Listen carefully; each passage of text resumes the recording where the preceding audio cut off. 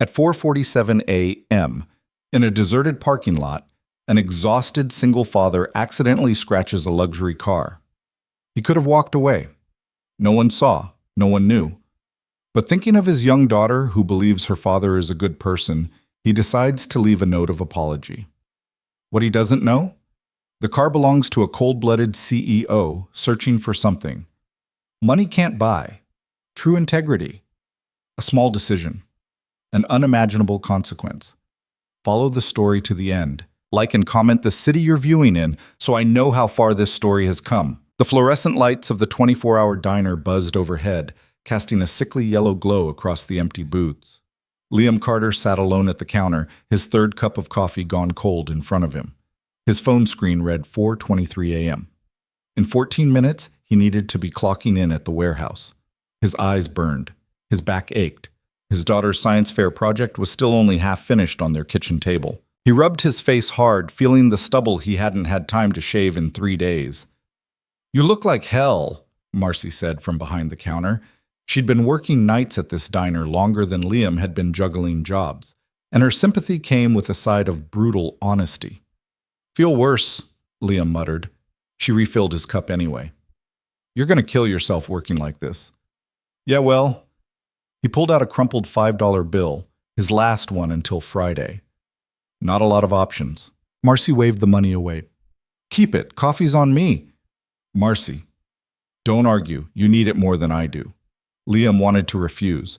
Pride demanded it, but pride didn't pay for Emma's lunch money or the electric bill that was already 10 days overdue. So he pocketed the $5, mumbled his thanks, and headed for the door. The parking lot was empty except for his car, a 2004 Honda Civic with a bad transmission and a passenger door that only opened from the outside. He'd bought it for $800 2 years ago, and it had been dying slowly ever since. But it ran. Most days. Liam climbed in, started the engine, it coughed twice before catching, and put it in reverse. He was thinking about Emma, about how she'd asked him last night if he was okay, those big brown eyes so worried it made his chest ache. She was 8 years old. She shouldn't have to worry about whether her dad was okay. That's when he heard it. A scraping sound. Metal on metal, sharp and wrong. Liam slammed on the brakes. No. No. He threw the car into park and got out, already knowing what he'd see. And there it was. A fresh scratch running along the rear quarter panel of the car parked next to his. Except it wasn't just a car. It was a midnight blue Aston Martin, so pristine it looked like it had just rolled off a showroom floor. The kind of car that cost more than Liam would make in 5 years. The scratch was maybe 8 inches long. Thin, but deep enough to cut through the paint. Liam's stomach dropped straight through the asphalt. He looked around. The parking lot was still empty. The diner's windows were fogged up. Marcy was probably in the back doing prep work. No cameras that he could see, no witnesses. He could leave. The thought came immediately, shameful and desperate. He could just get back in his car and drive away. No one would ever know. The owner of this Aston Martin probably had insurance that would cover it without a second thought. What was 8 inches of scratched paint to someone who could afford a car like this? Liam stood there in the pre-dawn cold, his breath making clouds in the air. His phone buzzed, a text from his supervisor. "You coming in or what?" He was already late. If he stayed to deal with this, he'd lose hours at the warehouse, maybe the whole shift. He couldn't afford that. Not with rent due in 6 days and Emma needing new shoes because she'd outgrown her old ones a month ago. He should leave. But then he thought about Emma again, about the way she looked at him, about the time she'd told her second-grade class that her daddy was the best person in the whole world because he always did the right thing, even when it was hard. She believed that. She believed in him. Liam pulled out his phone and took a picture of the scratch. Then he opened his notes app and started typing. His hands were shaking, not from the cold. "I'm so sorry. I accidentally backed into your car this morning, 4:45 a.m., March 3rd. I take full responsibility. I don't have much money, but I want to make this right. Please call me so we can figure out how to fix this." He added his name and phone number, read it over twice, then tore a page from the small notebook he kept for Emma's school notes. His handwriting was barely legible. He was exhausted and his hands wouldn't stop shaking, but it was readable enough. Liam tucked the note under the Aston Martin's windshield wiper. Then he got back in his Civic and sat there for a long moment, both hands on the steering wheel, wondering if he'd just made the biggest mistake of his life. He texted his supervisor, "Sorry, emergency. Be there in 20." The reply came back immediately. "Last time, Carter. I mean it." Liam drove to the warehouse, clocked in 23 minutes late, and spent the next 6 hours unloading trucks. His supervisor didn't say a word to him, which was somehow worse than being yelled at. By the time his shift ended at noon, every muscle in his body was screaming. He picked Emma up from school at 3:15. She came running out with her backpack bouncing, all smiles. "Daddy! Guess what? I got 100 on my spelling test." Liam scooped her up, even though she was getting too big for it, his back protesting. "That's my girl. I'm so proud of you. Can we get ice cream?" He thought about the $5 in his pocket. Marcy's kindness, the electric bill, the scratch on the Aston Martin. How about we make ice cream sundaes at home instead? We've got that vanilla in the freezer. Emma's face fell slightly, but she recovered fast. She was good at that. Too good. "Okay, can we put sprinkles on it?" "All the sprinkles you want." They went home to their small apartment, 2 bedrooms, thin walls, a heater that only worked in one room.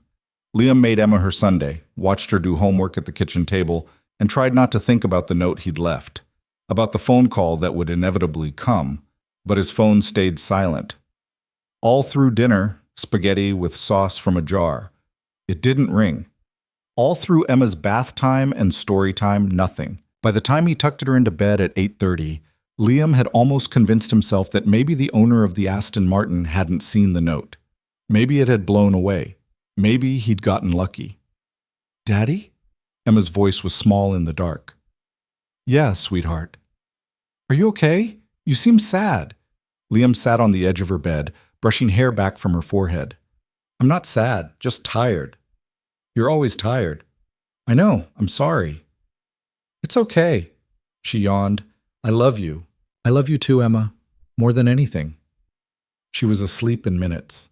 Liam stood in her doorway for a long time, watching her breathe, wondering how the hell he was going to keep all the pieces of their life from falling apart. His phone rang at 9:47 p.m. Unknown number. Liam's heart kicked hard against his ribs. He stepped into the kitchen, closed the door quietly, and answered. "Hello? Is this Liam Carter?" A woman's voice. Cool, professional, not angry, which somehow made it worse. "Yes. Is this about the damage to Ms. Vale's vehicle?" "Yes." A pause. "My name is Patricia Huang. I'm Ms. Vale's executive assistant. She received your note." "I'm really sorry. I know it's going to be expensive to fix, but I promise I'll pay for it. It might take me some time, but Ms. Vale would like to meet with you." Liam stopped. "Meet with me?" "Tomorrow, if possible. Are you available at 10 a.m.? I have to work tomorrow. I could maybe do lunch, or Ms. Vale will make it worth your time." Patricia's tone suggested this wasn't a request. "Vale Industries headquarters, 47th floor. Security will be expecting you." "Wait, I don't— 10 a.m., Mr. Carter. Please don't be late." The line went dead. Liam stood in his kitchen, phone still pressed to his ear, trying to process what had just happened. Vale Industries. He knew that name. Everyone knew that name. It was one of the biggest tech companies in the state. The CEO, Adrienne Vale, was practically a legend. Ruthless, brilliant, richer than some small countries, and he'd scratched her car. He barely slept that night. By 5 a.m., he gave up trying and got out of bed. Emma's school didn't start until 8:30, and the neighbor who usually watched her before school wouldn't be available until 7. He had 3 hours to kill and a stomach full of dread. Liam made coffee, sat at the kitchen table, and Googled Adrienne Vale. The results were overwhelming. Articles about hostile takeovers, profiles in business magazines with headlines like "The Ice Queen of Tech" and how Adrienne Vale built an empire on fear and precision. Photos of her at galas and conferences, tall, striking, always in severe black suits with her dark hair pulled back tight. She never smiled in pictures. Not once. One article quoted a former employee. "Working for Adrienne Vale is like being tested every single day. She doesn't accept weakness. She doesn't accept excuses. You're either excellent or you're gone." Liam closed his laptop and put his head in his hands. At 7, he dropped Emma off with Mrs. Chen next door, then drove to Vale Industries. The headquarters building was downtown, all glass and steel, impossibly tall. Liam had driven past it 1,000 times and never once imagined he'd be going inside. He parked 3 blocks away, couldn't afford downtown parking rates, and walked. His only dress shirt was wrinkled. His shoes were scuffed. He looked exactly like what he was, a guy who worked 3 jobs and lived paycheck to paycheck, about to walk into a building where people probably spent more on lunch than he made in a week. Security checked his ID, made a phone call, then directed him to a bank of elevators. 47th floor. The elevator was glass-walled. As it rose, Liam watched the city spread out below him, getting smaller and smaller. His stomach wasn't doing great. The doors opened onto a reception area that looked like something from a magazine. Everything was white and chrome. A woman sat behind a curved desk, her makeup perfect, her suit probably worth more than Liam's car. "Mr. Carter? That's me. Ms. Huang will be right with you. Please, have a seat." Liam sat in a chair that was somehow both beautiful and uncomfortable. He waited and waited. By the time Patricia Huang appeared, a woman in her 40s, elegant and efficient-looking, Liam had sweated through his shirt. "Mr. Carter, thank you for coming. Follow me, please." She led him down a hallway lined with abstract art that probably cost more than his annual income. Her heels clicked on the marble floor. Liam's scuffed shoes squeaked. "Ms. Vale is looking forward to meeting you," Patricia said, which felt like a lie. "I really am sorry about the car," Liam tried again. "I know I should have been more careful. Save it for Ms. Vale." They stopped in front of a set of double doors. Patricia knocked once, then opened them without waiting for a response. "Mr. Carter is here." "Send him in." The voice was cool, controlled. Liam stepped inside. The office was enormous. Floor-to-ceiling windows looked out over the city. The furniture was minimal, a glass desk, a few chairs, nothing personal. No photos, no plants, nothing that suggested a human being actually worked here. And behind the desk sat Adrienne Vale. She was younger than Liam had expected, maybe late 30s, and the photos hadn't done her justice. She was striking in a way that made you nervous. Dark eyes that seemed to see everything, sharp features, hair pulled back so tight it looked painful. She wore a black suit that probably cost more than Liam made in 6 months, and she was looking at him like he was a specimen under glass. "Mr. Carter, sit." Liam sat. Adrienne didn't say anything for a long moment, just looked at him, studying him. "Do you know how much that scratch will cost to repair?" she finally asked. "No, but $4,200. The number hit Liam like a physical blow. $4,200. He didn't have $42. "I'll pay it," he heard himself say. "It'll take me time, but I'll pay every cent. I can set up a payment plan, or how much do you make, Mr. Carter?" The question caught him off guard. "I'm sorry?" "Your annual income, roughly." Liam felt his face heat. "I don't see how that's—" "Humor me," he swallowed. "Between all 3 jobs, maybe 32,000, give or take." Adrienne's expression didn't change. 3 jobs. Warehouse work, night stocking at a grocery store, and weekend maintenance at an office complex. Children? "A daughter, Emma. She's 8. "Wife?" "Just me." Adrienne leaned back in her chair, still watching him with those dark, unreadable eyes. "So you work 3 jobs, raise a daughter alone, barely clear $30,000 a year, and instead of driving away from a scratch no one would have noticed, you left a note taking responsibility." It wasn't a question, but Liam answered anyway. "Yes." "Why?" What? Why didn't you drive away?" Adrienne's voice was sharp, precise. "You were exhausted, broke, no witnesses.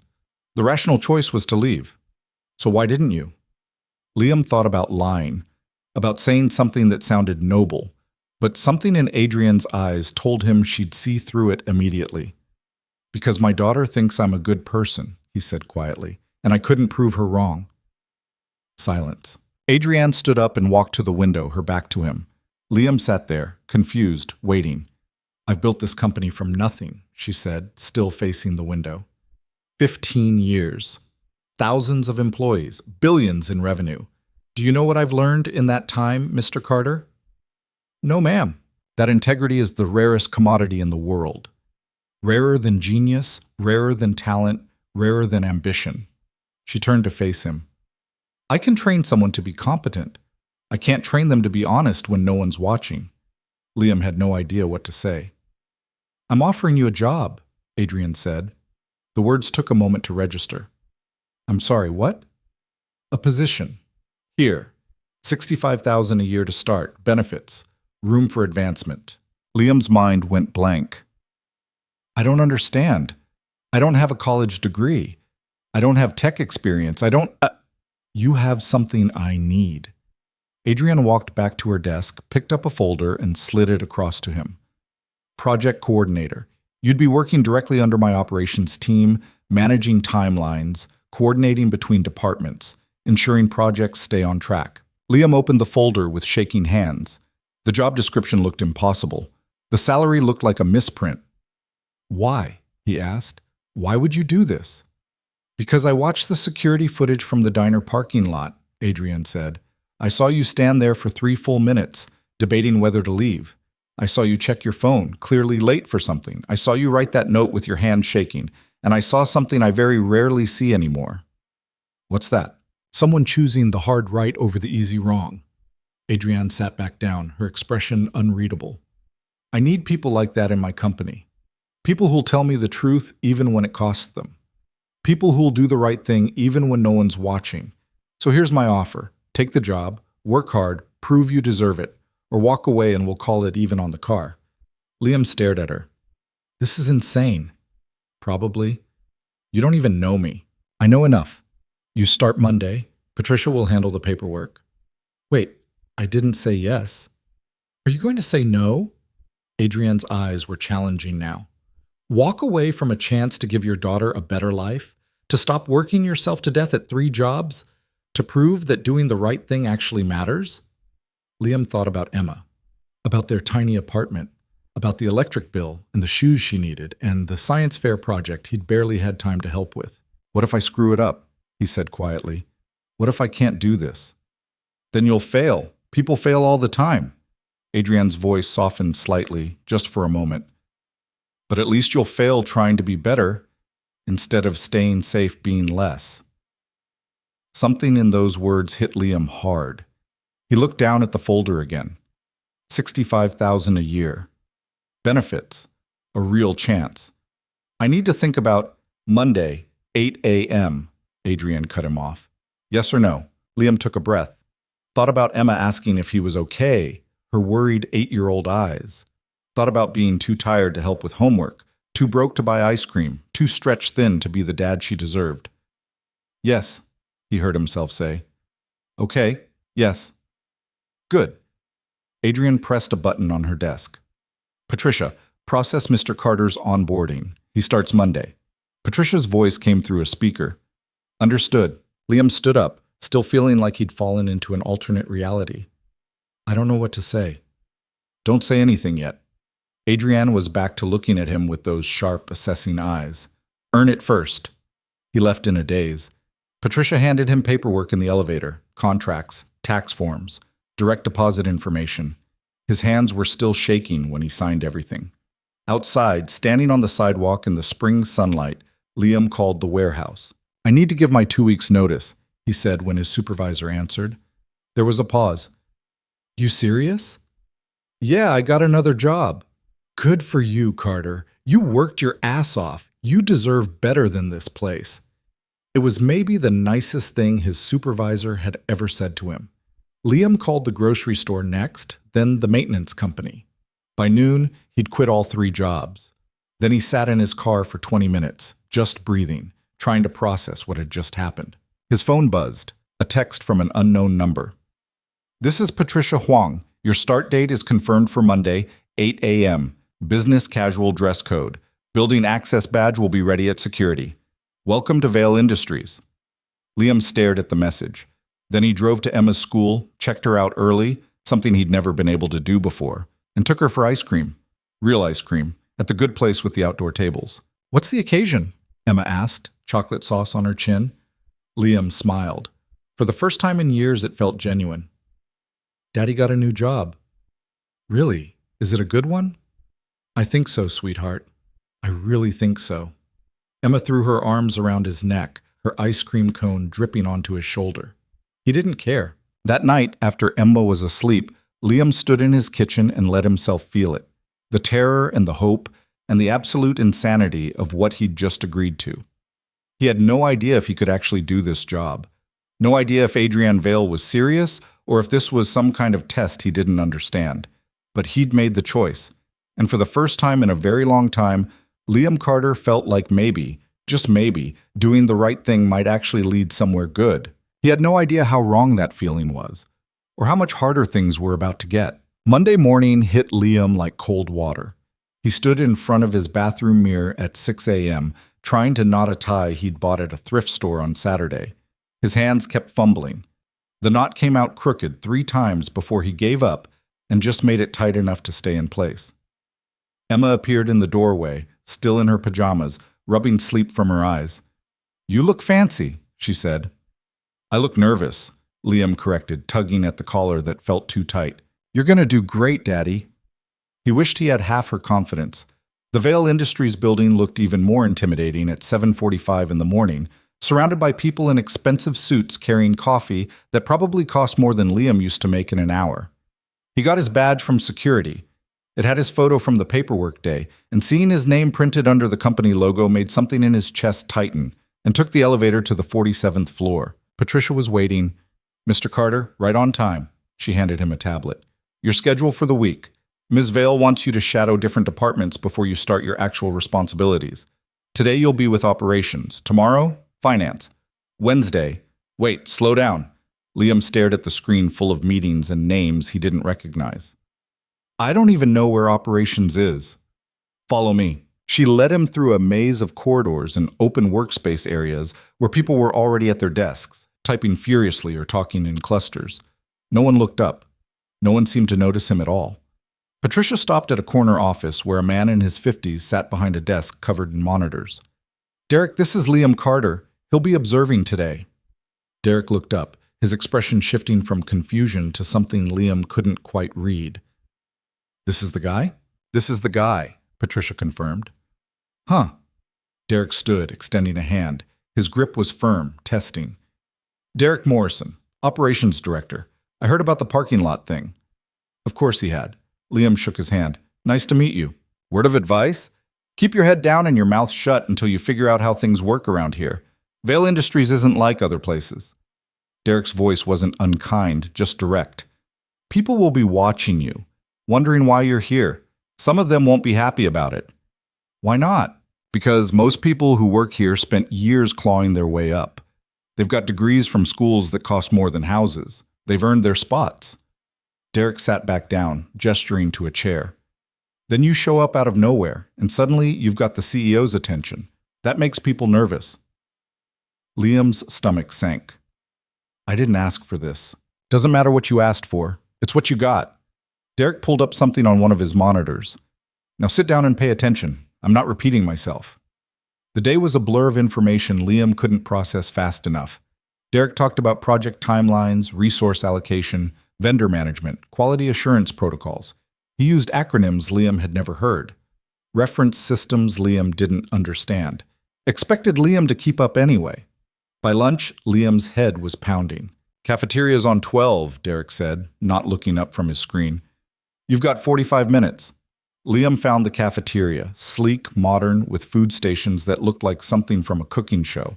He got a sandwich that cost $8, found an empty table in the corner, and tried to eat while reviewing the notes he'd taken. They barely made sense. "Mind if I sit?" Liam looked up. A woman in her 30s stood with a tray, smiling in a way that seemed genuine. She had kind eyes and wore a cardigan over her blouse, which somehow made her seem more approachable than everyone else he'd seen. "Sure," Liam said. She sat down. "I'm Rachel Chen, IT support. You're the new guy everyone's talking about, right?" "Is that what they're calling me?" "Among other things." Rachel took a bite of her salad. "Don't worry, most of it's just curiosity. We don't usually get direct hires at your level. Usually there's interviews, assessments, the whole dance." "Yeah, well, my situation was kind of unusual. I heard you left a note on Adrienne's car?" Rachel's eyes were bright with interest. Is that true? Liam nodded, wondering how many versions of the story were circulating. That's either really brave or really stupid, Rachel said. I can't decide which. Probably both, she laughed. I like you. Look, some advice? The people here are smart and they work hard, but they're not all sharks. Find the ones who'll help you and stick close. And if you need anything tech-related, I'm on the 5th floor, extension 5547. Thanks, Liam said, meaning it. Rachel left after 20 minutes, and Liam went back to staring at his notes. He didn't notice the two men at the next table until their conversation got loud enough to cut through the cafeteria noise. Can't be serious. The guy's a warehouse worker. Was a warehouse worker. Now he's apparently management track. It's insulting. We've got people with MBAs stocking shelves in middle management, and this guy walks in off the street? Liam kept his eyes on his sandwich, his face heating. I give him 2 weeks before he quits. This place eats people alive if they can't keep up. 2 weeks? I'm betting 1. Morrison's going to destroy him. They were still laughing when Liam stood up, dumped his tray, and headed back to Derek's office. His hands were shaking again, but not from nerves this time, from anger, from the sick feeling that they were right. He didn't belong here, and everyone knew it. Derek glanced up when Liam entered. You're back early. Can we keep going? Something shifted in Derek's expression. You sure? You look like hell. I'm sure. Derek studied him for a moment, then nodded. All right. Let's talk about stakeholder management. The afternoon was worse than the morning. Derek threw scenarios at him, asked questions Liam had no framework to answer. Every time Liam stumbled, Derek would pause, explain, then keep pushing. It felt like drowning in information. At 5 o'clock, Derek finally leaned back. That's enough for today. Go home. Liam didn't move. Did I do okay? You did exactly what I expected, which is, you struggled. You're in over your head. You don't have the background for this. Derek's voice was matter of fact, not cruel. But you kept trying anyway. That counts for something. It didn't feel like a compliment, but Liam took it. He picked Emma up from aftercare, another new expense, but one he could actually afford now, and listened to her talk about her day while his brain tried to stop spinning. They had dinner. He helped with homework. He got her to bed. Then he sat at his kitchen table with the tablet Patricia had given him and tried to read through the materials for tomorrow. He fell asleep at the table at 11:30 and woke up at 6 with a stiff neck and drool on his shirt. Tuesday was finance. A woman named Margaret Liu, who spoke so fast Liam could barely keep up and seemed annoyed that she had to explain basic concepts. Wednesday was marketing, where a guy named Jason treated him like he was invisible. Thursday was legal, which was the most terrifying day yet. By Friday, Liam was exhausted in a way that had nothing to do with physical labor. He reported to Patricia's desk at 8 a.m., expecting another department assignment. Instead, she said, "Conference room C, Ms. Vale wants to see you." Liam's stomach dropped. Did I do something wrong? I wouldn't know. Don't keep her waiting. Conference room C was all glass walls and a table that could seat 20. Adrienne sat at the head, a laptop open in front of her. She didn't look up when Liam entered. Sit. He sat. Adrienne kept typing for another 30 seconds, then closed the laptop and looked at him. Derek says you're struggling. I'm learning, Liam said carefully. Margaret says you don't understand basic financial modeling. Not yet, but Jason says you contributed nothing to the marketing discussion. Liam felt heat crawl up his neck. I didn't want to say something stupid. So you said nothing at all? Adrienne's eyes were sharp. Tell me, Mr. Carter, do you think I made a mistake? The question caught him off guard. I don't know. That's not an answer. Liam took a breath. Everyone here thinks you did. They think I don't belong, that I'm in over my head, and honestly, they're probably right. I don't have the education or the experience or the background. I'm faking it and everyone can tell. Are you quitting? No. Why not? Because my daughter needs me to not quit. The words came out harder than he meant them. Because for the first time in years, I can actually pay my bills and buy her the things she needs and not feel like I'm failing her every single day. So no, I'm not quitting just because this is hard. Adrienne's expression didn't change. Good. Because it's going to get harder. She stood up, walked to the window. Liam waited. Next week you start your actual position, she said. You'll be managing Project Titan, a software rollout across 3 departments. Budget of $800,000, timeline of 6 months, 12 people on the team, most of whom have been here longer than you. Liam's mouth went dry. I don't know how to do that. Learn. Adrian turned to face him. Derek will advise. Patricia will handle logistics. But the decisions are yours. The responsibility is yours. And if you fail, it's on you. That's not fair. Fair? Adrian's voice was cold. Life isn't fair, Mr. Carter. You of all people should know that. You think it was fair that you had to work 3 jobs while people with trust funds got handed opportunities? You think it's fair that your daughter grew up without a mother because life is cruel and arbitrary? The mention of Emma's mother hit Liam like a punch. His ex-wife had left when Emma was 2, decided motherhood wasn't what she wanted, and they hadn't heard from her since. It was a wound Liam didn't talk about. How do you know about that? He asked quietly. I know everything about the people who work for me. Background check, credit report, public records. Adrian's voice softened slightly. I'm not trying to hurt you. I'm trying to make a point. You've been fighting unfair your whole life. Don't stop now just because the stakes are higher. She walked to the door, then paused. Project Titan kickoff meeting is Monday at 9. Don't be late. Liam sat alone in the conference room for a long time after she left. That weekend, he barely slept. He spent every spare moment reading through the Project Titan files Patricia had sent him. Budget spreadsheets, timeline documents, personnel files on the team members. It was overwhelming. Sunday night, Emma found him at the kitchen table, surrounded by papers. Daddy, you're doing it again. Liam looked up. Doing what? Looking worried. She climbed into his lap even though she was getting too big for it. Is your new job bad? No, sweetheart. It's just hard. But you're good at hard things. Liam hugged her tight. When did you get so smart? I've always been smart. You just don't notice because you're tired all the time. He laughed despite everything. Fair point. Are we going to be okay? Emma asked, her voice small. Yeah, Liam said, hoping it was true. We're going to be okay. Monday morning, 9 a.m., Liam walked into the Project Titan kickoff meeting. 12 people were already seated around the table, most of them looking at him like he was an unwelcome surprise. Derek stood at the front, arms crossed. Everyone, this is Liam Carter. He'll be managing Titan going forward. The silence was heavy. A man in his 40s, expensive suit, perfectly styled hair, finally spoke. With all due respect, Derek, we were told Project Titan would be managed by someone with experience in software deployment. Plans changed, Marcus, Derek said flatly. Changed how? Marcus's voice was sharp. We've got $800,000 on the line and a hard deadline.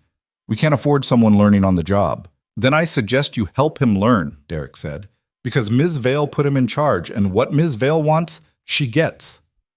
Marcus sat back, jaw tight. A few others exchanged looks. Liam stood there, feeling every eye on him, and made a choice. You're right, he said. Everyone turned to stare. You're right, Liam repeated, looking at Marcus. I don't have experience with software deployment. I don't have half the qualifications of anyone in this room. And honestly, I'm terrified I'm going to screw this up. Marcus blinked, clearly not expecting honesty. But I'm here anyway, Liam continued, and I'm going to do everything I can to make this project work. That means I need your help, all of you. If I'm asking stupid questions, tell me. If I'm making bad calls, say something. If you think I'm going to tank this whole thing, don't let me. He paused.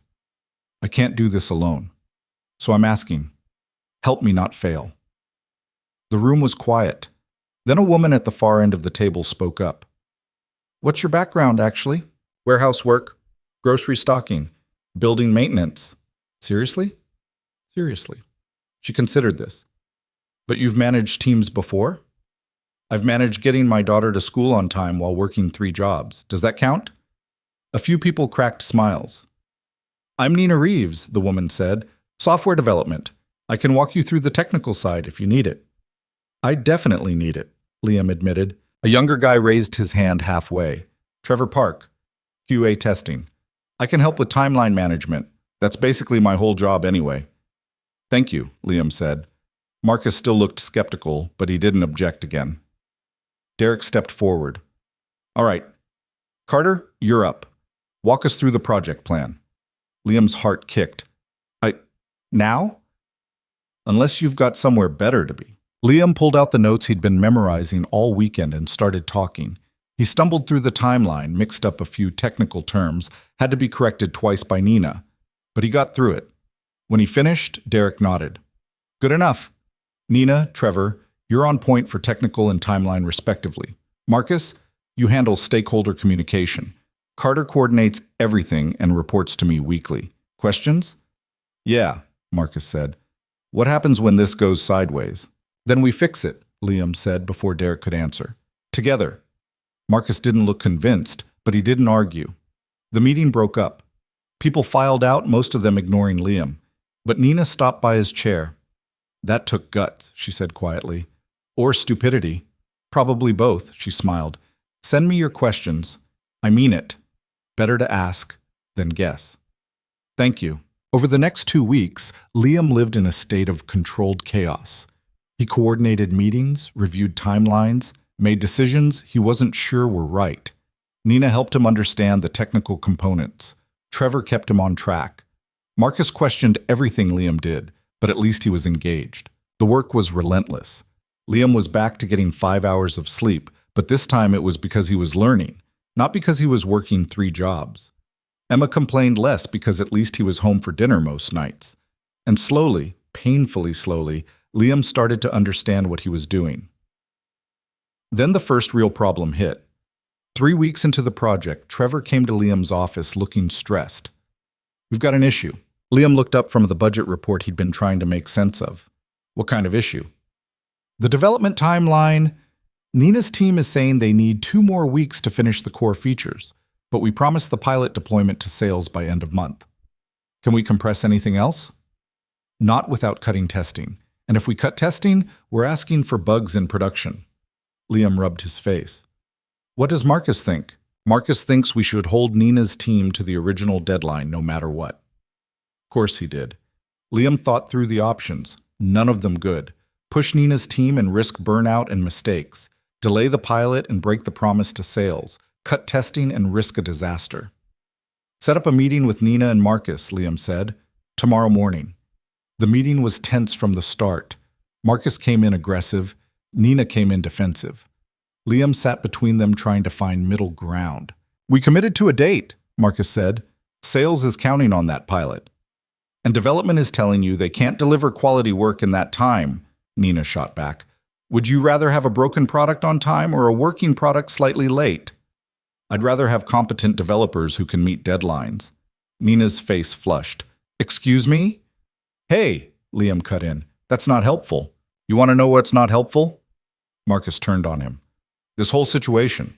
We've got a rookie project manager trying to referee a technical problem he doesn't understand while the whole project goes off the rails.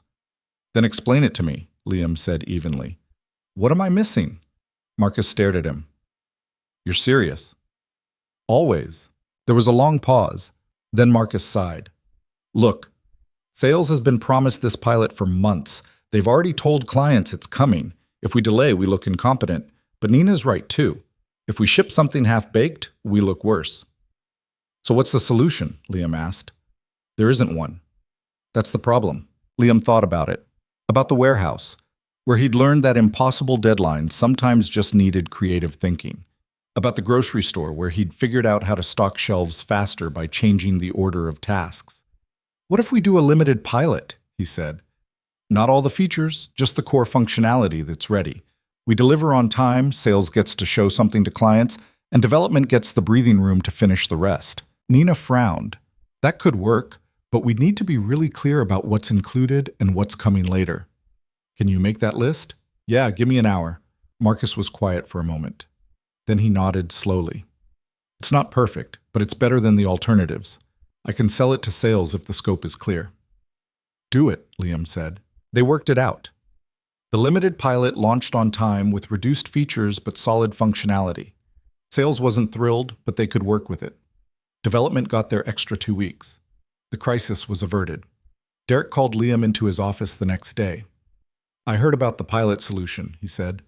Was it the wrong call? Liam asked, suddenly nervous. No, it was smart. Derek leaned back in his chair. Marcus is still a pain in your ass, but he respects you now. That's something. He has a funny way of showing it. He always does. Derek pulled up something on his screen. How are you holding up? Honestly, I feel like I'm drowning. Good. Liam blinked. Good? If you felt comfortable, you wouldn't be learning. The fact that you're struggling means you're actually trying. Derek looked at him directly. Most people in your position would have either quit by now or started faking confidence they don't have. You're doing neither. Keep that up.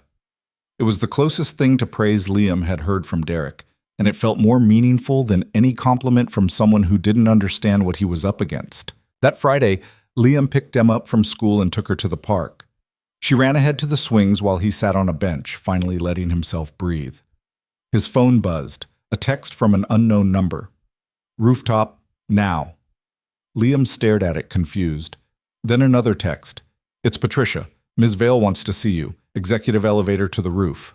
Liam's stomach tightened. He texted Emma's teacher to keep her for an extra 30 minutes, then drove back to Vale Industries. The executive elevator required a special key card that Patricia had somehow arranged for him. The ride up was smooth and silent. The roof was nothing like Liam expected. There was a garden up here, actual trees and grass and benches, and standing by the railing, looking out over the city, was Adrienne. Ms. Vale? She didn't turn around. I come up here when I need to think. Liam approached carefully, stopping a few feet away. You wanted to see me? Derek says you handled the pilot situation well. I got lucky. No, you thought creatively. That's different. Adrienne finally looked at him. You're not failing, Mr. Carter. I'm not succeeding either. You're surviving. In this company, that counts as success for the first month. She turned back to the city. Do you know why I really hired you? Because I left a note on your car. That's part of it, but not all of it. Adrienne was quiet for a moment. I've spent 15 years building this company. I've hired brilliant people, ruthless people, ambitious people, and I've watched most of them compromise everything they claimed to believe in the moment it benefited them. I'm not any better than them, Liam said. You don't know that yet. Neither do I. That's what I'm testing. Adrienne's voice was calm, clinical. Everyone breaks eventually, Mr. Carter. Everyone has a price, a pressure point, a moment where they choose themselves over what's right. I want to see where yours is. The words hit Liam cold. This is all a test? Everything is a test. The job, the project, the challenges. I need to know if you're the person I think you are, or if you're just another person who does the right thing only when it's easy. That's manipulative. It's honest. Adrienne looked at him directly. I'm not pretending to be your friend, Mr. Carter. I'm your employer. I'm investing in you because I believe you might be worth it. But belief isn't certainty, so yes, I'm testing you, and I'll keep testing you until I know for sure. Liam should have been angry, should have felt used, but instead he just felt tired. What if I fail your tests, he asked. Then you fail, and life goes on. Adrienne's expression softened slightly, just for a second. But I don't think you will. Why not? Because you've been tested your whole life, poverty, single parenthood, working yourself to exhaustion just to survive. And you're still standing, still trying, still choosing the hard right over the easy wrong. She paused. That's rare. I want to see if it's real. Liam stood there, the city spread out below them, and realized he didn't have a good answer. Because part of him was angry at being manipulated, but another part understood it. Adrienne Vale didn't trust easily. Maybe she couldn't afford to. I need to pick up my daughter, he said finally. Go. Liam headed for the elevator, then stopped. Ms. Vale? Yes? If you're testing whether I'll break, you should know I almost did. Last week, when Marcus called me incompetent in front of the whole team, I wanted to quit, to walk out and never come back. Why didn't you? Because Emma was counting on me. Liam met her eyes. And because proving Marcus wrong felt better than proving him right. Something flickered in Adrienne's expression. Surprise, maybe. Or respect. Good, she said quietly. That's very good. Liam left, his mind spinning. By the time he picked up Emma, he'd made a decision. He didn't fully understand what Adrienne was doing or why, but it didn't matter. He wasn't doing this for her anyway. He was doing it for Emma, for himself. To prove that the guy who'd left a note on a stranger's car because it was the right thing to do wasn't a fluke or a fool. He was just a man trying not to break. And if Adrienne Vale wanted to watch him try, fine. Let her watch. He'd give her something worth seeing. 2 months into Project Titan, Liam had stopped feeling like a complete fraud. He still didn't know half of what he should. Still made mistakes that made him cringe later, but he was learning. The team had stopped looking at him like he might disappear any day.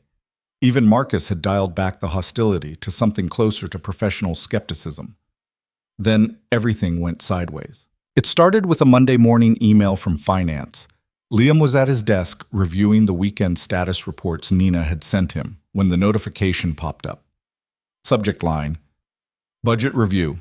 Immediate action required. He opened it. Read it twice. Felt his stomach drop. Project Titan was over budget by $63,000. Liam scrolled through the attached spreadsheet, trying to understand where the overage had come from. Server costs were higher than projected. Development hours had exceeded estimates. There were vendor charges he didn't recognize. The numbers blurred together. His phone rang. Derek. Tell me you've seen the finance email, Derek said without preamble. Just opened it. Get to my office, now. Liam grabbed his laptop and half walked, half ran to Derek's office. When he got there, Marcus was already present, along with a woman Liam recognized from finance, Catherine Walsh, one of Margaret's directors. Sit, Derek said. Liam sat. Catherine slid a printed report across the desk. This is bad, Mr. Carter. We're 8% over budget only halfway through the project timeline. If this trend continues, we'll be looking at $120,000 over by completion. How did this happen? Marcus asked, his voice tight. I don't know, Liam admitted. I've been tracking expenses weekly. Nothing seemed out of line. Clearly something was out of line, Catherine said. Her tone wasn't cruel, just factual, which somehow made it worse. The server costs alone are 30% higher than budgeted. Nina said we needed the additional capacity. Did you approve it? Derek cut in. Liam hesitated. She said it was necessary for the pilot performance. That's not what I asked. Did you approve the expenditure? I told her to do what she needed to do. Marcus made a disgusted sound. You gave a blanket authorization without checking the cost implications? I trusted her judgment. Your job isn't to trust people's judgment, Catherine said. It's to manage the budget. Every expenditure over $5,000 requires explicit approval with cost justification. That's in the project guidelines. Liam felt heat crawl up his neck. He'd skimmed the guidelines, but he hadn't memorized them, hadn't realized there were specific thresholds. I made a mistake, he said quietly. Yeah, you did, Derek agreed. And now we need to fix it. Catherine, what are our options? Cut scope, extend timeline to spread costs, or find savings elsewhere in the department budget? Catherine looked at Liam. None of those options are good. What about the contingency fund? Liam asked. Already depleted, Catherine said. You used it last month for the security audit. Right. Liam had forgotten about that. Another decision he'd made without fully understanding the implications. Derek leaned back in his chair. Here's what's going to happen. Carter, you're going to figure out where we can cut costs without destroying the project. Marcus, you're going to help him whether you like it or not. Catherine, you're going to audit every expense line to make sure there are no other surprises. I want solutions by end of day Wednesday. That's 2 days, Liam said. I can count. Get moving. The meeting broke up. Marcus brushed past Liam without a word. Catherine gave him a sympathetic look that felt worse than anger would have. Liam went back to his office and closed the door. Sat there for 5 minutes, just breathing, trying to push down the panic. Then he opened his laptop and started working. He pulled every expense report, every invoice, every approval email, built a spreadsheet tracking where the money had gone. The work was tedious and detailed, and Liam had to reference finance guidelines constantly to understand what he was looking at. By noon, he had a clearer picture. The server costs were legitimate, but higher than necessary. Nina's team had provisioned for peak capacity when they could have started smaller and scaled up. That was $22,000 right there. The development hours overage came from 3 specific sprints where the team had worked weekends. Overtime, Liam had approved without questioning the cost. Another $18,000. The vendor charges were for consulting services Marcus had brought in without telling Liam, $12,000. So some of it was Liam's fault. Some was Nina's. Some was Marcus's. All of it was Liam's responsibility. He called Nina first. "Hey, about the server costs, I saw the finance email," Nina said. She sounded stressed. "I'm sorry. I should have flagged the total before committing." "Did I tell you to check with me first?" Nina paused. "No, you said to do what was necessary." "Right, so this is on me, not you." Liam rubbed his eyes. "But we need to scale back. Can we reduce capacity and still hit our performance targets?" "Probably. Let me run some numbers." "How fast can you get them to me?" "End of day?" "Make it by 4. I need time to review before tomorrow." Next he called Marcus, got voicemail, left a message asking about the vendor consulting charges. Didn't expect a call back. He was right. Marcus didn't call back. At 3:30, Trevor knocked on Liam's door. "You okay? You look rough." "Budget problems." "Yeah, I heard." Trevor came in, closed the door behind him. "Listen, I might have something that helps. The QA testing timeline, we budgeted for external testers, but I think my team can handle it internally if we adjust the schedule slightly." "How much would that save?" "About 15,000. Liam felt a small flicker of hope. "What's the catch?" "We'd need an extra week, and my team would be slammed, but it's doable." "That would push the final delivery date." "By a week, maybe 10 days. Trevor shrugged. "But if the alternative is cutting features or blowing the budget, I figured it's worth considering." Liam thought about it. A delay wasn't ideal, but it was better than the other options. "Let me see what else we can trim. If we can get the overage down to something manageable with your help, I'll take it." "Cool, let me know." Nina's numbers came through at 4:15. She'd found a way to reduce server costs by 18,000 without compromising core functionality. Combined with Trevor's QA savings, that was 33,000, just over half the overage. Liam spent the evening looking for more cuts. He found small savings here and there, a training program they could defer, some software licenses they could downgrade. By the time he left the office at 9, he'd identified 47,000 in reductions, still 16,000 short. At home, Emma was already asleep. Mrs. Chen was on the couch watching TV. "Late night," she said. "Work problems." "You want to talk about it?" Liam shook his head. "Thanks for staying with her." "Any time, honey, you look exhausted." He was, but he couldn't sleep yet. He made coffee, opened his laptop at the kitchen table, and kept working. There had to be more savings somewhere. He went through the budget line by line, looking for anything he'd missed. At midnight, he found it. There was a hardware refresh scheduled for month 5. New workstations for the development team. $21,000. It was in the original budget, marked as necessary. But looking at the justification, it was more of a nice-to-have than a requirement. The existing hardware was adequate. Liam made a note to cut it, then immediately felt sick. Nina's team was already working overtime, already stressed, and he was going to tell them they weren't getting the new equipment they'd been promised. He closed the laptop, went to check on Emma. She was sprawled across her bed, one arm hanging off the side, completely at peace. Liam pulled her blanket up, kissed her forehead. "I'm trying, kiddo," he whispered. "I'm really trying." Tuesday morning, Liam called a team meeting. Everyone showed up looking wary. "I'm not going to sugarcoat this," Liam started. "We're over budget, finance is breathing down our necks, and we need to make cuts." He walked them through the numbers. The server reduction, the QA timeline change, the deferred training, the software downgrades. Then he got to the hardware refresh. Nina's face went carefully blank. "We were counting on those workstations." "I know. Our current machines are 4 years old. They're slow. They crash. We've been dealing with it because we were told new hardware was coming." "I know," Liam said again, "and I'm sorry. But we're 16,000 short even with everything else, and this is the only place left to cut." "So we just keep suffering?"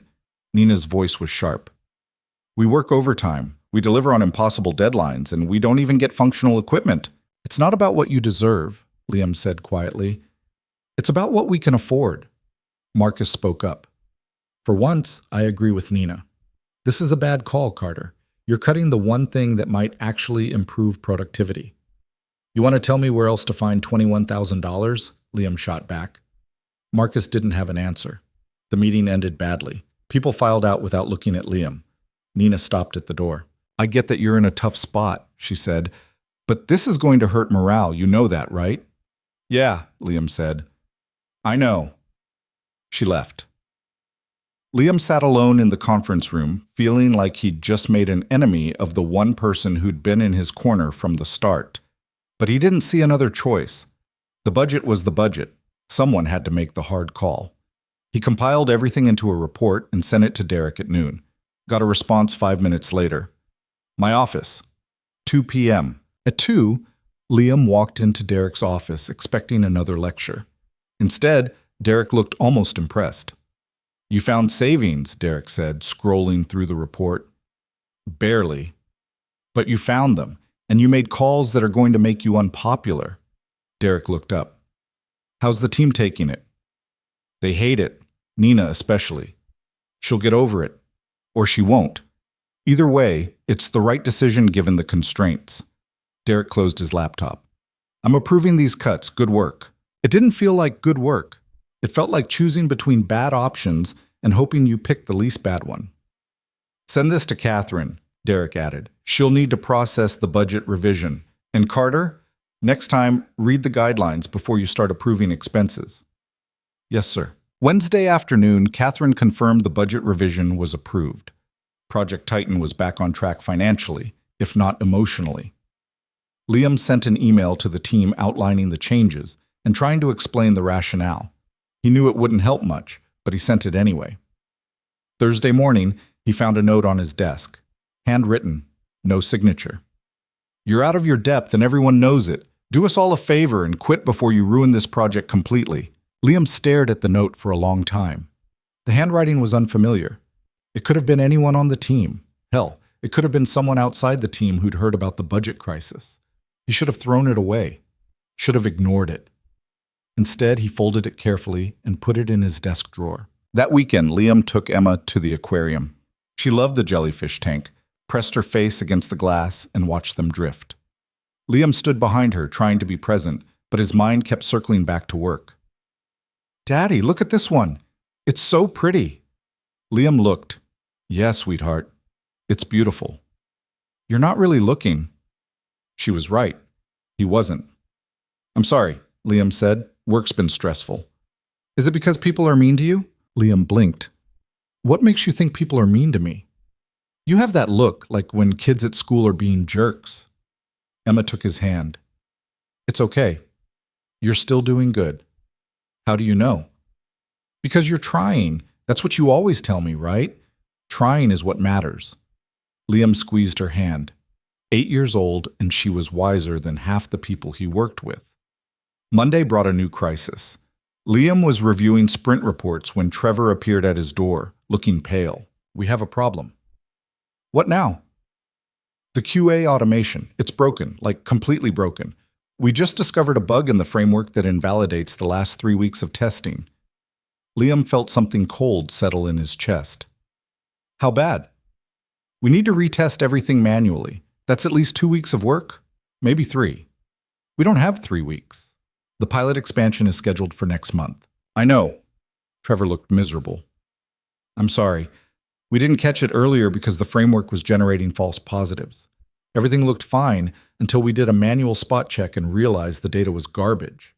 Liam's mind raced. Can we automate the retesting? Not with the current framework. We'd need to rebuild it, and that takes time we don't have. So manual testing is the only option. Yeah. How many people do you need? All of QA, plus anyone else who can be trained to run test scripts. Maybe 8 people total working full-time. Liam thought about the schedule, about the promises made to sales, about the fact that they'd just cut the budget and couldn't afford delays. Do it, he said. Pull whoever you need from other tasks. I'll handle the schedule impacts. Trevor nodded and left. Liam immediately called Derek. We have a QA problem. He explained the situation. Derek listened without interrupting. How much will this delay delivery? Derek asked when Liam finished. At least 3 weeks, maybe a month. Sales is going to lose their minds. I know. And you just cut the budget. so you've got no goodwill with the team. I know that too. Derek was quiet for a moment. What do you need from me? Cover with sales. I'll handle the team and the schedule. You sure? No, but it's my project. All right, I'll deal with sales. You fix this. Liam spent the rest of Monday reorganizing the project timeline. He pulled people from lower priority tasks, redistributed workloads, and built a manual testing schedule that would keep QA running around the clock. It was brutal, but it was doable. Tuesday morning, he called another team meeting. I know you're all tired of bad news, Liam started, but here's more. Q automation failed. We need to retest everything manually. That's 3 weeks minimum, which means we're pushing the pilot expansion. The room erupted. Are you kidding me? We just adjusted timelines last month. Sales is going to crucify us. Liam let them vent. When the noise died down, he continued. I know this is terrible timing. I know you're already working hard, but we don't have a choice. We can either deliver something broken on time or deliver something that works a few weeks late. I'm choosing the thing that works. Easy for you to say, someone muttered. You're not the one retesting. Actually, I am. Liam pulled out a printed schedule. I'm taking a testing shift, 6 to 10 p.m., every weekday until we're done. Anyone else who can spare time is welcome to join, but QA gets priority on resources. Nina raised her hand. What about development? We're supposed to start the next feature set. Delayed. All hands on testing until we're clean. That's going to blow the timeline even more. I know, but a working product late is better than a broken product on time. Marcus shook his head. You're making a huge bet, Carter. If this doesn't work, the whole project is dead. Then we better make sure it works. The meeting ended. People left, most of them looking shell-shocked.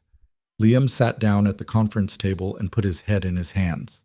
His phone buzzed. A text from Patricia. Ms. Vale wants to see you. Rooftop, 5 p.m.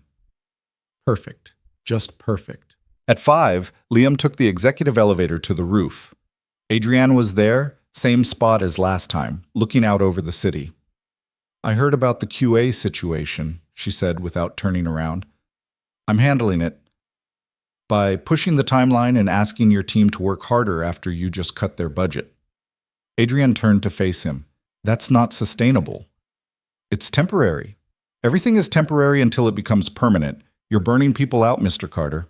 What else am I supposed to do? Liam's frustration bled through. The automation failed. We can't deliver garbage, so we test manually and we push the date. Those are the only options. You could cut scope, deliver a smaller product on time, and undermine everything we've built? No. You could ask for more budget. We just went over budget. Finance isn't giving us more money. You could ask me, Adrienne said quietly. Liam stopped. What? I can authorize additional budget, override finance if necessary. She walked closer. But I need to know you've exhausted every other option first. Have you? Liam thought about it, really thought about it. I don't know. Maybe there's something I'm missing, but I can't see it. Then keep looking, because asking for more money is admitting you can't solve the problem with what you have. And once you do that, people stop believing you can solve problems at all. That's not fair. It's reality.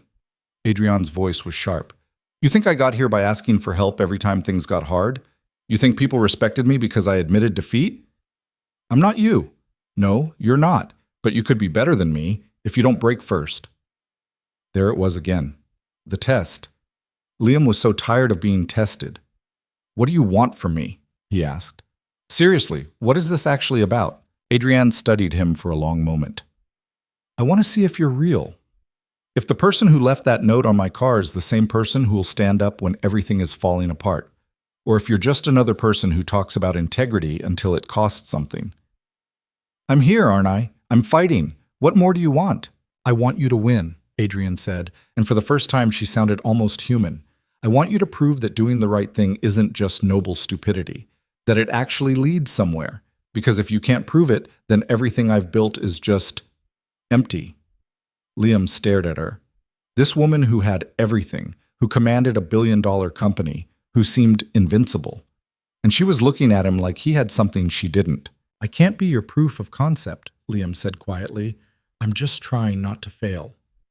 Then don't fail. Adrienne turned back to the city. "You're dismissed, Mr. Carter." Liam left, rode the elevator down, feeling more confused than ever. He didn't understand Adrienne Vale, didn't understand why she cared so much about whether he succeeded or failed, didn't understand what she was really testing for. But he understood one thing. He wasn't going to break just to satisfy her curiosity. That night, he showed up for his testing shift, 6 p.m. to 10 p.m., running through test scripts with Trevor's team. The work was mind-numbing and tedious, but Liam did it anyway. He showed up Tuesday night, Wednesday night, Thursday night. Other people started joining. Nina came in for a few hours on Wednesday. A couple of developers Trevor had trained took shifts. Even Marcus showed up Friday night, surprising everyone. "Don't read into it," Marcus said when Liam thanked him.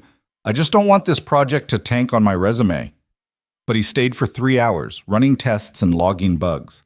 By the end of the second week, they'd retested 60% of the functionality. The team was exhausted, morale was shot, but they were making progress. Trevor's estimates held. They'd be done in 3 weeks total if they kept the pace. Liam was running on 5 hours of sleep and too much coffee, but he kept showing up, kept coordinating, kept trying to hold everything together. Then Emma got sick. It was just a cold at first, sniffles, low-grade fever, nothing serious, but by Wednesday she was worse, fever spiking to 102, coughing so hard she couldn't sleep. Liam took her to urgent care. Strep throat, antibiotics, and rest. "She'll be fine in a few days," the doctor said. "Just keep her hydrated and comfortable." Liam took Emma home, got her settled on the couch with a blanket and her tablet, called Mrs. Chen to ask if she could check in during the day. Then he called work. "I need to work from home today," he told Derek. "My daughter's sick." "How sick?" "Strep throat. She's on antibiotics, but I can't leave her alone." Derek sighed. "Fine, but we've got the status meeting with sales at 3. You need to be on that call." "I will." Liam spent the day taking care of Emma, making soup, monitoring her fever, getting her to drink water. In between, he tried to work, answered emails, reviewed test reports, prepped for the sales call. At 3, he dialed into the meeting while Emma slept on the couch next to him. The call was brutal.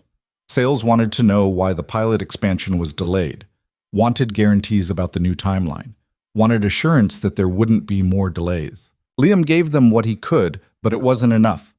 "This is the 3rd timeline change," the sales director said.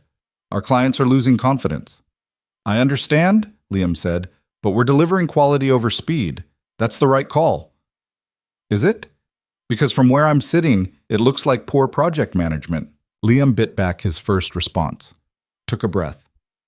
"The automation failure wasn't something we could predict. We're handling it the best way we know how. Manual testing takes time, but it's thorough. We'll deliver a solid product." "When?" 4 weeks from now. And that's a commitment, not an estimate." "It better be." The call ended. Liam sat there, Emma's hand in his, feeling like he'd just barely held the line. His phone rang. Adrienne. "I listened to the sales call," she said. "Of course you did. You handled it well. Didn't feel like it. That's because you don't know what handling it badly looks like. Trust me, that was fine." A pause. "How's your daughter?" The question caught Liam off guard. "She'll be okay. Strep throat. Take tomorrow off. Stay with her." "I can work from—" "That wasn't a suggestion, Mr. Carter. Take the day. Your team can survive without you for 24 hours. The line went dead. Liam looked at his phone, then at Emma. She was watching him with tired eyes. "Was that your boss?" she asked, her voice hoarse. "Yeah." "Is she mean?" Liam thought about it. "No, she's complicated. Do you like her?" "I don't know her well enough to know." Emma coughed, then settled back against the cushions. "I think she's nice. She let you stay with me." "Yeah," Liam said quietly. "Yeah, she did." He took Thursday off, stayed with Emma, who was already feeling better thanks to the antibiotics. They watched movies and played board games, and Liam tried not to check his email every 5 minutes. Friday, he was back in the office, back in the grind. The testing was 75% complete. They were going to make the 4-week deadline. Barely, but they'd make it. And somewhere in the chaos and exhaustion and constant pressure, Liam realized something. He was still here, still fighting, still choosing to do the work instead of walking away. Maybe that was all Adrian really wanted to see. Maybe that was enough. The manual testing finished on schedule. 4 weeks to the day, Trevor sent Liam the final report. All functionality verified, 0 critical bugs, minimal known issues. Project Titan was ready for the pilot expansion. Liam forwarded the report to Derek at 6 in the morning, then sat back in his kitchen chair and let himself feel it. Relief, exhaustion, something close to pride. They'd done it. Despite the budget crisis, despite the automation failure, despite everything that had gone wrong, they'd actually done it. Emma shuffled out of her bedroom, still in pajamas. "You're up early." "Couldn't sleep." "Excited or worried?" Liam smiled. "Both." The pilot expansion launched that Monday. Sales deployed to their first wave of clients, 50 companies, all testing the core functionality. Liam spent the day monitoring the rollout, waiting for something to break. But nothing did. The system held. The feedback was positive. By end of day, sales was already asking about scaling to the next 100 clients. Derek called him at 7 that evening. "Sales is happy. Finance is happy. Even Marcus admitted you didn't completely screw this up." High praise from Marcus. "The highest you'll get." Derek paused. "You did good work, Carter. I know it nearly killed you, but you did it." "Thanks." "Don't get comfortable. There's always another crisis." Derek hung up. Liam sat in his office, the building mostly empty around him, and let himself have the moment. He'd proven something, not just to Adrian or Derek or the team, but to himself. He could do this. He wasn't just surviving anymore, he was actually succeeding. His phone buzzed. "Patricia, Ms. Vale wants to see you tomorrow. 9 a.m. Her office." Liam's good mood dimmed slightly. With Adrian, a summons could mean anything. The next morning, he showed up at her office at exactly 9. Patricia waved him through without comment. Adrian was at her desk, reading something on her laptop. She didn't look up. "Sit." Liam sat.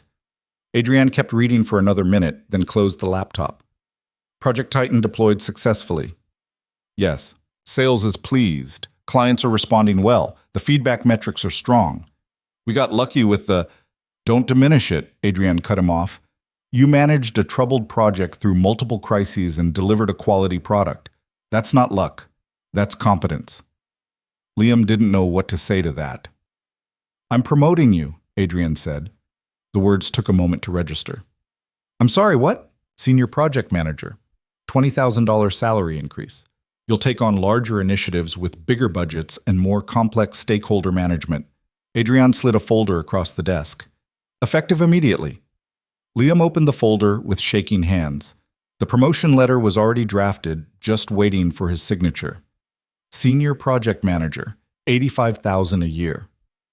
"This is too fast," he said. "Why?" "I've been here 4 months. And you've proven you can handle pressure, make difficult decisions, and deliver results." Adrienne leaned back in her chair.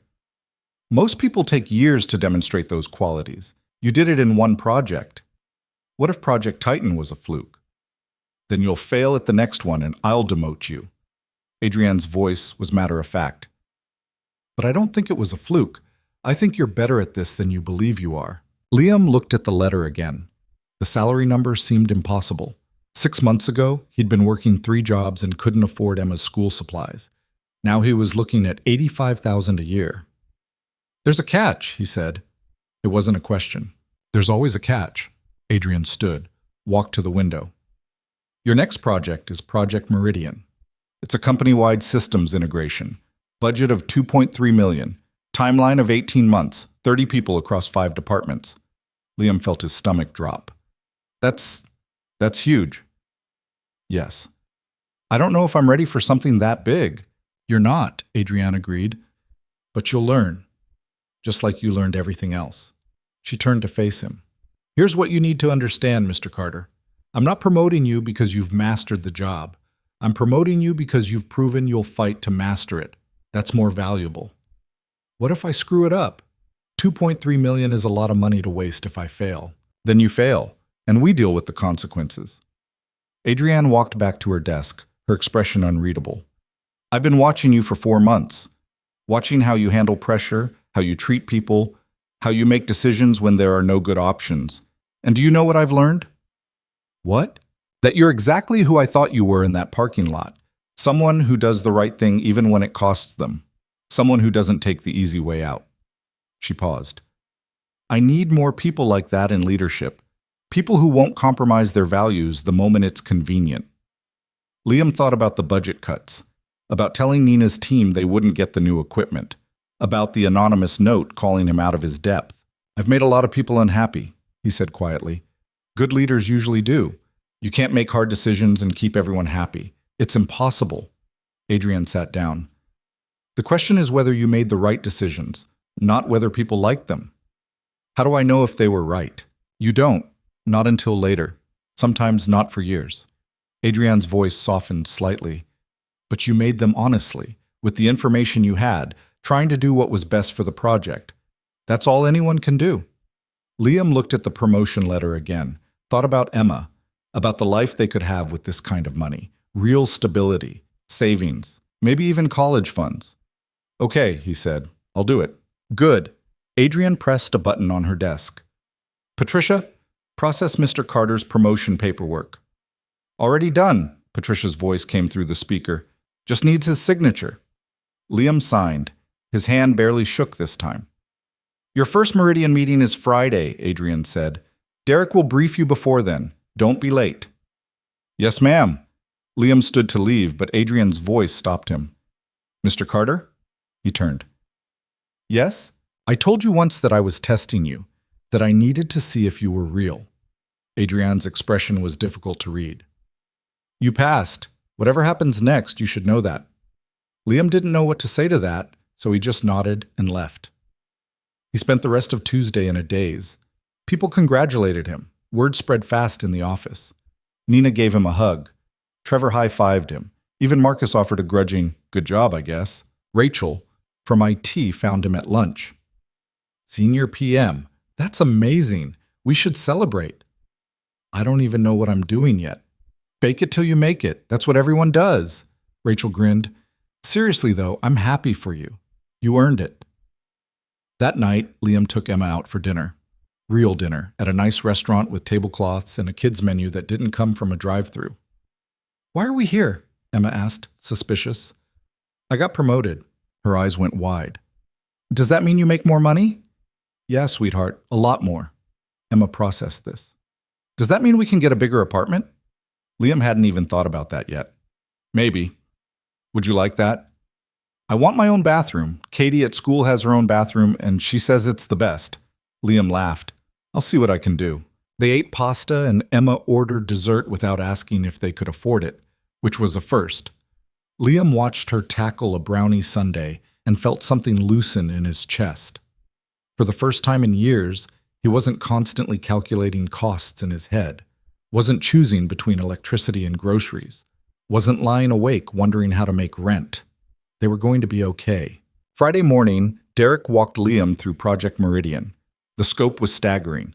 They were integrating 6 different legacy systems into one unified platform, affecting every department in the company. The technical complexity alone was beyond anything Liam had touched before.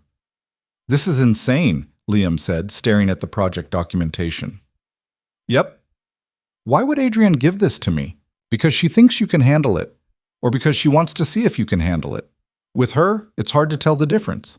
Derek pulled up an organization chart. Your team leads are all veterans. They know their stuff. Your job is to coordinate them, keep everyone aligned, and make sure the integration doesn't blow up the company. No pressure. Oh, there's tons of pressure, but you've handled pressure before. Derek looked at him directly. You ready for this? No. Good answer. Someone who said yes would be lying. Derek closed his laptop. First team meeting is Monday. Use the weekend to study the documentation. And Carter? Don't try to know everything. You'll make yourself crazy. Just know enough to ask the right questions. Liam spent the weekend drowning in documentation, systems architecture, integration protocols, migration timelines. His brain felt like it was going to leak out his ears. But he kept reading, kept taking notes, kept trying to build a mental model of what they were trying to accomplish. Monday's meeting was exactly as overwhelming as he'd feared. 30 people crammed into a conference room, all of them looking at him like he was the person who had answers. Liam introduced himself, knowing half of them were probably thinking the same thing everyone had thought about him 4 months ago. Who is this guy, and why is he in charge? I'm not going to pretend I know more than you about your individual systems, Liam started. I don't. You're the experts. My job is to make sure we're all working toward the same goal and not stepping on each other's toes. A woman in her 50s raised her hand. I'm Sandra Yates, infrastructure lead. What's your technical background? Here we go, Liam thought. Honestly, minimal. I'm not an engineer. My background is operational management. So you don't actually understand what we're building? Not the technical details, no, but I understand project management, timeline coordination, and stakeholder communication. That's what I'm here for. Sandra didn't look impressed. This project is going to live or die on technical decisions. If you can't evaluate those decisions, how are you supposed to lead us? By trusting you to make the right technical calls and holding you accountable for explaining them in terms the business can understand. Liam met her eyes. I'm not trying to be the smartest person in the room. I'm trying to be the person who keeps the room organized. Someone laughed. Liam couldn't tell if it was supportive or mocking. The meeting continued. Liam walked through the high-level timeline, the integration phases, the testing strategy. People asked questions. Liam answered what he could and admitted when he didn't know. By the end, he felt like he'd survived rather than succeeded, but at least he'd survived. Sandra stopped him after everyone else had filed out. I'm not trying to be difficult, she said. Could have fooled me. She almost smiled. I've been here 12 years. I've seen a lot of project managers come and go. Most of them think they know everything and won't listen to the people doing the actual work. Then the project fails and they blame us. I'm not going to do that. We'll see. Sandra picked up her laptop. But for what it's worth, I appreciated the honesty. Most PMs would have bullshitted their way through that question. I'm not good at bullshitting. That might actually work in your favor. Sandra headed for the door, then paused. My team has concerns about the infrastructure migration timeline. It's too aggressive. I'll send you a detailed breakdown by tomorrow. Thank you. She left. Liam sat alone in the conference room, already mentally exhausted, and it was only 11 in the morning. His phone buzzed. A text from an unknown number. You look nervous in there. Don't worry, they always test the new guy. Liam stared at it, replied, Who is this? Nina. Got your new number from the company directory. Want to grab lunch? They met at the cafeteria. Nina had a salad. Liam had a sandwich he was too stressed to taste. Sandra's tough but fair, Nina said. If she's giving you feedback, that means she's taking you seriously. Felt more like she was testing whether I'd crack. She probably was. Infrastructure is the backbone of Meridian. If that fails, everything fails. She wants to make sure you understand that. I do understand that. That's why I'm terrified. Nina laughed. You'll figure it out. You always do. How do you know? Because you did it with Titan. Because you worked testing shifts even though you didn't have to. Because when things went wrong, you didn't run. Nina took a bite of her salad. People notice that stuff. They might not say it, but they notice. Even the people who left anonymous notes telling me to quit? Nina's expression shifted. Someone did that? After the budget cuts. That's garbage. You should have reported it. To who? I don't even know who wrote it. Still, Nina looked angry on his behalf. You made the right calls. The budget had to be cut somewhere, and you chose the option that kept the project alive. That took guts. Didn't feel like guts. Felt like choosing between bad and worse. That's what management is, Nina said. Welcome to the club. The first month of Project Meridian was a constant scramble. Liam coordinated between teams who all had different priorities and timelines. Infrastructure wanted more prep time. Development wanted to start coding immediately. QA wanted detailed specifications before committing to test plans. Sales wanted to know when they could start selling the new capabilities. Liam spent his days in meetings, his evenings reviewing technical documentation he barely understood, and his nights trying to be present for Emma. It was like Project Titan times 10, and he was constantly afraid of missing something critical. In week 6, he missed something critical. The development team had assumed infrastructure would provision the test environments by a certain date. Infrastructure had assumed development would provide the specifications first. Neither team had communicated the dependency clearly, and Liam hadn't caught it because he hadn't understood the technical relationship well enough to ask the right questions. By the time someone flagged the issue, they'd lost 2 weeks. Derek called Liam into his office. Explain to me how we're already behind schedule. Communication breakdown between dev and infrastructure. That's your job to prevent. I know. So why didn't you? Liam took a breath. Because I didn't understand the technical dependencies well enough to know I needed to ask. I screwed up. Derek leaned back in his chair. Yeah, you did. How are you going to fix it? I've scheduled a joint session with both teams tomorrow to map all cross-team dependencies. We'll document everything, assign ownership for each handoff, and build checkpoints into the timeline. That should have been done at the start. I know. I'm learning. Learn faster, Derek said, but his tone wasn't cruel, just direct. You've got 18 months to deliver this thing. You can't afford many mistakes like this. The joint session was painful. Both teams were frustrated about the delay and not shy about expressing it. But Liam made them work through it, mapping every dependency, every handoff, every potential point of failure. It took 6 hours. By the end, everyone was exhausted, but they had a clear plan. Sandra approached him afterward. That was good work. Should have happened earlier, but good work. Thanks, I think. Take the compliment, Carter. I don't give many. Week 8 brought a different problem. The budget estimates infrastructure had provided were too low. They needed another $120,000 for server capacity. Catherine from finance was not happy. We approved a $2.3 million budget, she said in the meeting. Now you're asking for more? The original estimates were based on incomplete information, Sandra explained. Now that we have the full technical specifications, we know what we actually need. That sounds like poor planning. It is, Liam admitted.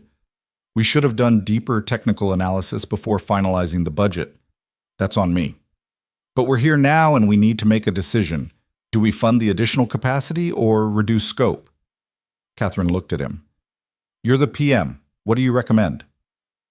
Liam thought about Project Titan, about the budget overages that had nearly killed that project, about the hard lessons he'd learned. I recommend we fund it, he said, but we need to be absolutely sure this is the last budget increase.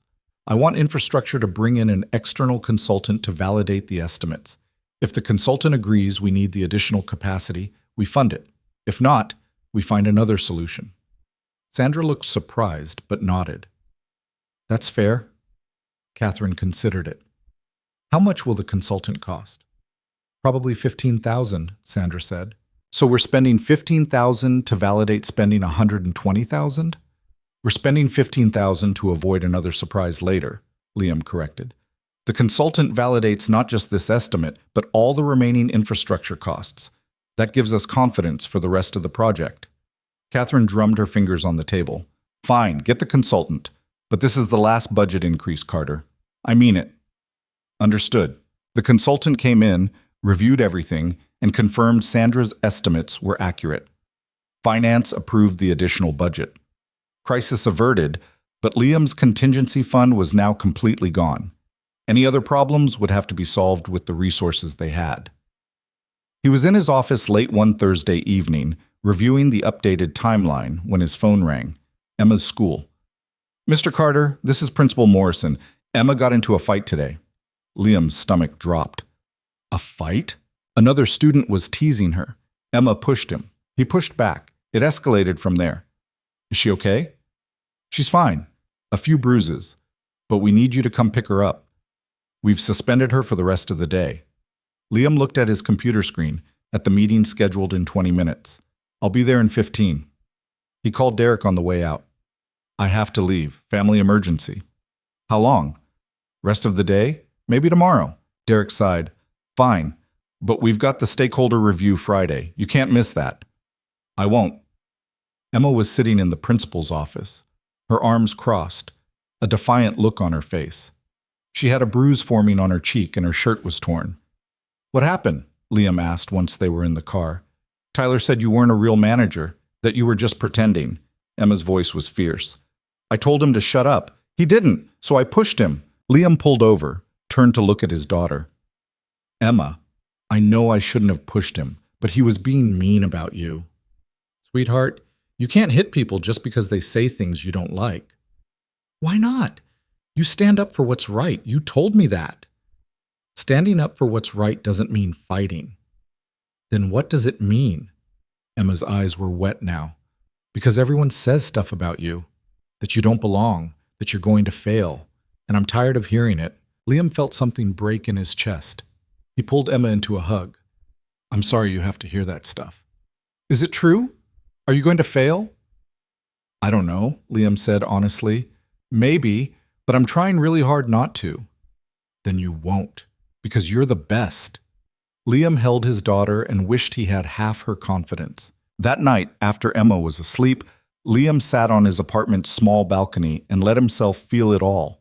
The pressure, the fear, the constant worry that he was one mistake away from proving everyone right, that he didn't belong, that he was in over his head. His phone buzzed, a text from Adrienne. I heard about your daughter. Is she all right? Liam stared at the message. How did Adrienne know about Emma's fight? Did she have someone monitoring him, or was this just her being weirdly omniscient? He typed back, She's fine, suspended for fighting. The response came immediately. Good for her. She pushed another kid. Because he insulted you. That's loyalty. Don't punish her for that. I have to teach her that violence isn't the answer. Teach her that standing up for people you love matters more than following rules. She'll figure out the nuance as she gets older. Liam didn't know how to respond to that. Another text from Adrienne. You're doing better than you think, Mr. Carter, both as a manager and as a father. How would you know? Because I'm watching. I told you I would. The conversation ended there. Liam sat in the dark thinking about tests and pressure and whether Adrienne Vale was helping him or just studying him like a science experiment. Friday's stakeholder review went smoothly. Liam presented the updated timeline, explained the budget adjustment, outlined the risk mitigation plan. The executives asked hard questions. Liam answered them honestly, admitted when he didn't know something, and didn't try to bullshit anyone. Afterward, one of the VPs stopped him in the hallway. You handled that well. Most PMs try to spin the bad news. You just laid it out. Seemed like the better approach. It is. Keep it up. Small victories. Liam was learning to take them where he could. Month 4 of Meridian brought the real test. The first integration phase was scheduled to go live, connecting development's new platform with infrastructure's legacy systems. If this worked, everything else could follow. If it failed, the entire project was in jeopardy. The integration was scheduled for a Sunday to minimize business impact. Liam showed up at 6 in the morning. So did Sandra, Nina, Trevor, and a dozen others. They'd planned for 8 hours. It took 14. Problems cascaded. Data mapping issues, performance bottlenecks, authentication failures. The team worked through them one by one, Liam coordinating between groups, making calls about what to fix now versus what to defer. At 8 p.m., Sandra called it. We're stable enough. Let's monitor overnight and fix the remaining issues tomorrow. Liam sent everyone home. Stayed himself, watching the system metrics, waiting for something to break. Nothing did. By midnight, he finally let himself believe it might actually work. He drove home exhausted, found Emma asleep on the couch with Mrs. Chen watching TV. Long day? Mrs. Chen asked. The longest. Did it work? Yeah, I think it did. She smiled. You're doing good, honey. Don't let anyone tell you different. Liam carried Emma to bed, then collapsed on his own mattress fully clothed. He was asleep in seconds. Monday morning, the integration was still running smoothly. The second phase was greenlit. Project Meridian was officially on track. Derek called Liam at noon. Heard the integration went well. It was rough, but we got there. Adrienne wants to see you. 4 p.m. her office. Liam's good mood evaporated. Did she say why? Nope, just show up.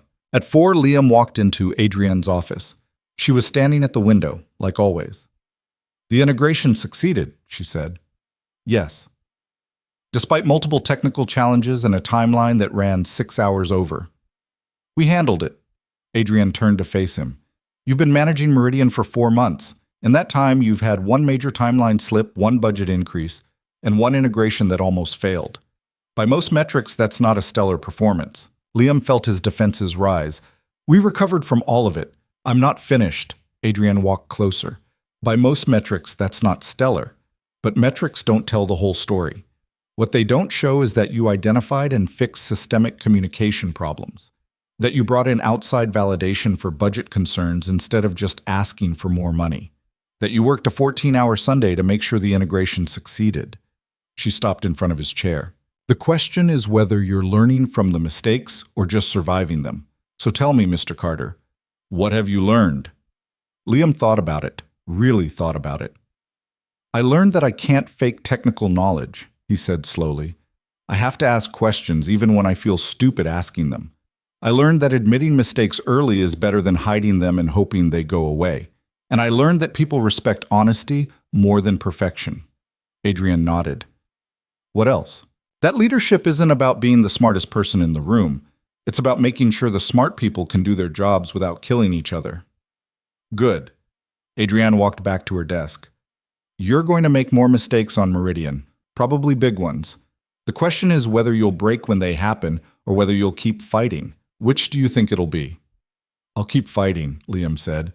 I don't know how to do anything else. Something flickered in Adrienne's expression. Pride, maybe. Or satisfaction. Then keep fighting, Mr. Carter. That's all I needed to know. Liam left her office feeling like he'd just passed another test he hadn't known he was taking, but he was starting to understand that with Adrian Vale, everything was a test. And so far, somehow, he kept passing. Month 14 of Project Meridian, and Liam could see the finish line. 4 more months, 16 weeks, 112 days until the final deployment, and he could stop waking up at 3 in the morning with his heart racing, mentally running through risk scenarios. Then the call came. It was a Tuesday afternoon. Liam was in a review meeting with Sandra's infrastructure team when his phone buzzed with an urgent message from Derek. Conference room A. Now. Drop everything. Liam excused himself and found Derek already there, along with Catherine from finance and 2 executives Liam recognized but had never worked with directly. The expressions on their faces made his stomach tighten. Sit down, Carter, Derek said. Liam sat. Catherine slid a document across the table. We've been conducting routine audits across all major projects. Meridian flagged for some irregularities. What kind of irregularities? Expense approvals that don't match protocol, budget reallocations without proper authorization, equipment purchases that weren't competitively bid. Catherine's voice was professional but firm. Someone on your team has been circumventing proper channels. Liam's mind raced through the last 14 months. Hundreds of expenses, dozens of team members. Do we know who? The approvals all trace back to infrastructure, Sandra Yates's team specifically. One of the executives spoke up. We're looking at roughly $200,000 in questionable expenditures. The number hit Liam like a physical blow. $200,000, on top of the budget increases they'd already fought for. What exactly are we talking about? Liam asked. Fraud? Theft? We don't know yet, Catherine said. Could be well-intentioned corner-cutting that got out of hand. Could be deliberate misappropriation. Either way, it's serious. Derek leaned forward. Here's the situation. We need to investigate without tipping anyone off. That means you keep running the project like normal while we audit Sandra's team. Can you do that? Liam thought about Sandra, about the last 14 months of working with her. She'd been tough, demanding, but always professional, always focused on making the project succeed. Could she really be stealing from the company? I need to know what we're dealing with, Liam said. Can I see the flagged transactions? Catherine handed him a tablet. Liam scrolled through the list. Server purchases that should have gone through procurement. Consulting fees paid to vendors he didn't recognize. Equipment rentals that seemed excessive. None of it was smoking gun obvious, but together it painted a picture of someone working around the rules. How long until we know for sure? Liam asked. 3 days, maybe 4. We've got forensic accountants going through everything. The executive looked at Liam directly. In the meantime, business as usual. You don't confront Sandra. You don't tell anyone on the team. You just keep the project moving and let us handle the investigation. And if she's innocent, then we apologize and move on. But if she's not, Derek's voice was hard. We're talking termination, possible criminal charges depending on what we find. Liam left the meeting feeling sick. He had a status call with Sandra in 30 minutes, had to sit there and talk about integration timelines while wondering if she'd been stealing from the company, had to pretend everything was normal when nothing was normal. The call was torture. Sandra walked through her team's progress, flagged some concerns about the upcoming deployment phase, asked Liam's opinion on server configuration. He answered automatically, his mind only half present, wondering if every word out of her mouth was a lie. "You seem distracted," Sandra said. Liam forced himself to focus. "Just tired. Late night with Emma." "Everything okay with her?" "Yeah, school project drama. You know how it is." Sandra smiled. "I remember those days. Mine are in college now, thank goodness. Whole different set of problems." They finished the call. Liam sat in his office afterwards, staring at his computer screen without seeing it. Sandra had kids in college, a family, a life outside this company. What would happen to them if she'd actually done this? The next 3 days were the longest of Liam's professional life. He attended meetings, reviewed documents, coordinated between teams, all while carrying the weight of what he knew. Emma noticed something was wrong. "You're doing the worried face again," she said Wednesday night over dinner. "Work stuff." "Is it bad?" "Might be. I don't know yet." Emma reached across the table and squeezed his hand. "Whatever it is, you'll figure it out. You always do."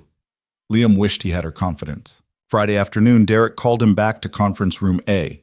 Same group as before, plus 2 people Liam didn't recognize who had the look of lawyers. "We have the results," Catherine said without preamble. "It's not Sandra." Liam felt relief flood through him. "Then who?" "Marcus Chen." The name took a moment to register. Marcus. The guy who'd fought Liam on everything during Project Titan, who'd questioned his competence, his decisions, his right to be in the room. Marcus. "He's been using his position on Meridian to funnel money to a consulting company he partially owns," Catherine continued. "The purchases were real, but the vendor was his. He was essentially paying himself with company funds and hiding it through Sandra's team's budget because infrastructure had more discretionary spending authority." "How much?" Liam asked. $215,000 over the course of the project. He was careful. Small transactions, spread out, nothing that would trigger automatic flags. But when we looked at the pattern, she shook her head. "It's clear." "Have you confronted him?" "Not yet. That's where you come in." Derek looked at Liam. "We need you to do it." "Why me?" "Because this is your project, your team, and because we need to know if anyone else was involved." Derek's voice was serious. "Marcus might talk to you in a way he won't talk to us. He might reveal something about the scope of this that we don't know yet." "What am I supposed to say?" "Tell him we know. Show him the evidence. Ask him to explain." One of the lawyers spoke up. "Don't make threats. Don't make promises. Just give him a chance to respond." Liam's hands were shaking. "When?" "Now. He's in his office. We've got security ready in case this goes badly, but we're hoping it doesn't." Liam stood up. His legs felt unsteady. "Carter," Derek said, "whatever he tells you, whatever happens in that room, you did nothing wrong. You managed the project honestly. This is on him, not you." Liam nodded and left before he could lose his nerve. Marcus's office was on the 43rd floor. Liam took the elevator down, his heart hammering. He'd worked with Marcus for over a year, fought with him, eventually earned something like his respect, and the whole time Marcus had been stealing. He knocked on the doorframe. Marcus looked up from his computer. "Carter." "What's up?" Liam stepped inside and closed the door. "We need to talk about the Meridian budget." Something flickered in Marcus's expression. Quickly hidden, but Liam saw it. "What about it?" "Finance flagged some irregularities. Expenses that don't track right." Liam kept his voice even. "Equipment purchases through a vendor called Titan Solutions. You know anything about that?" Marcus's face went carefully blank. "Should I?" "You tell me. Because the audit trail shows you approved those purchases. $215,000 worth over 14 months. The silence stretched. Marcus looked at Liam, then at the closed door, then back at Liam. "You wearing a wire?" Marcus asked. "No." "Security listening in. They're on standby, but it's just us talking right now." Marcus laughed, but it sounded hollow. "Just us." "Right." He leaned back in his chair.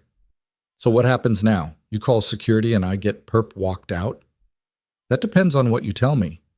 "Why would I tell you anything?" "Because I'm the one asking," Liam said. "Not Derek, not the lawyers. Me. And maybe I'm naive, but I don't think you're a bad person, Marcus. I think you made bad choices. So talk to me. Help me understand. Marcus stared at him for a long moment.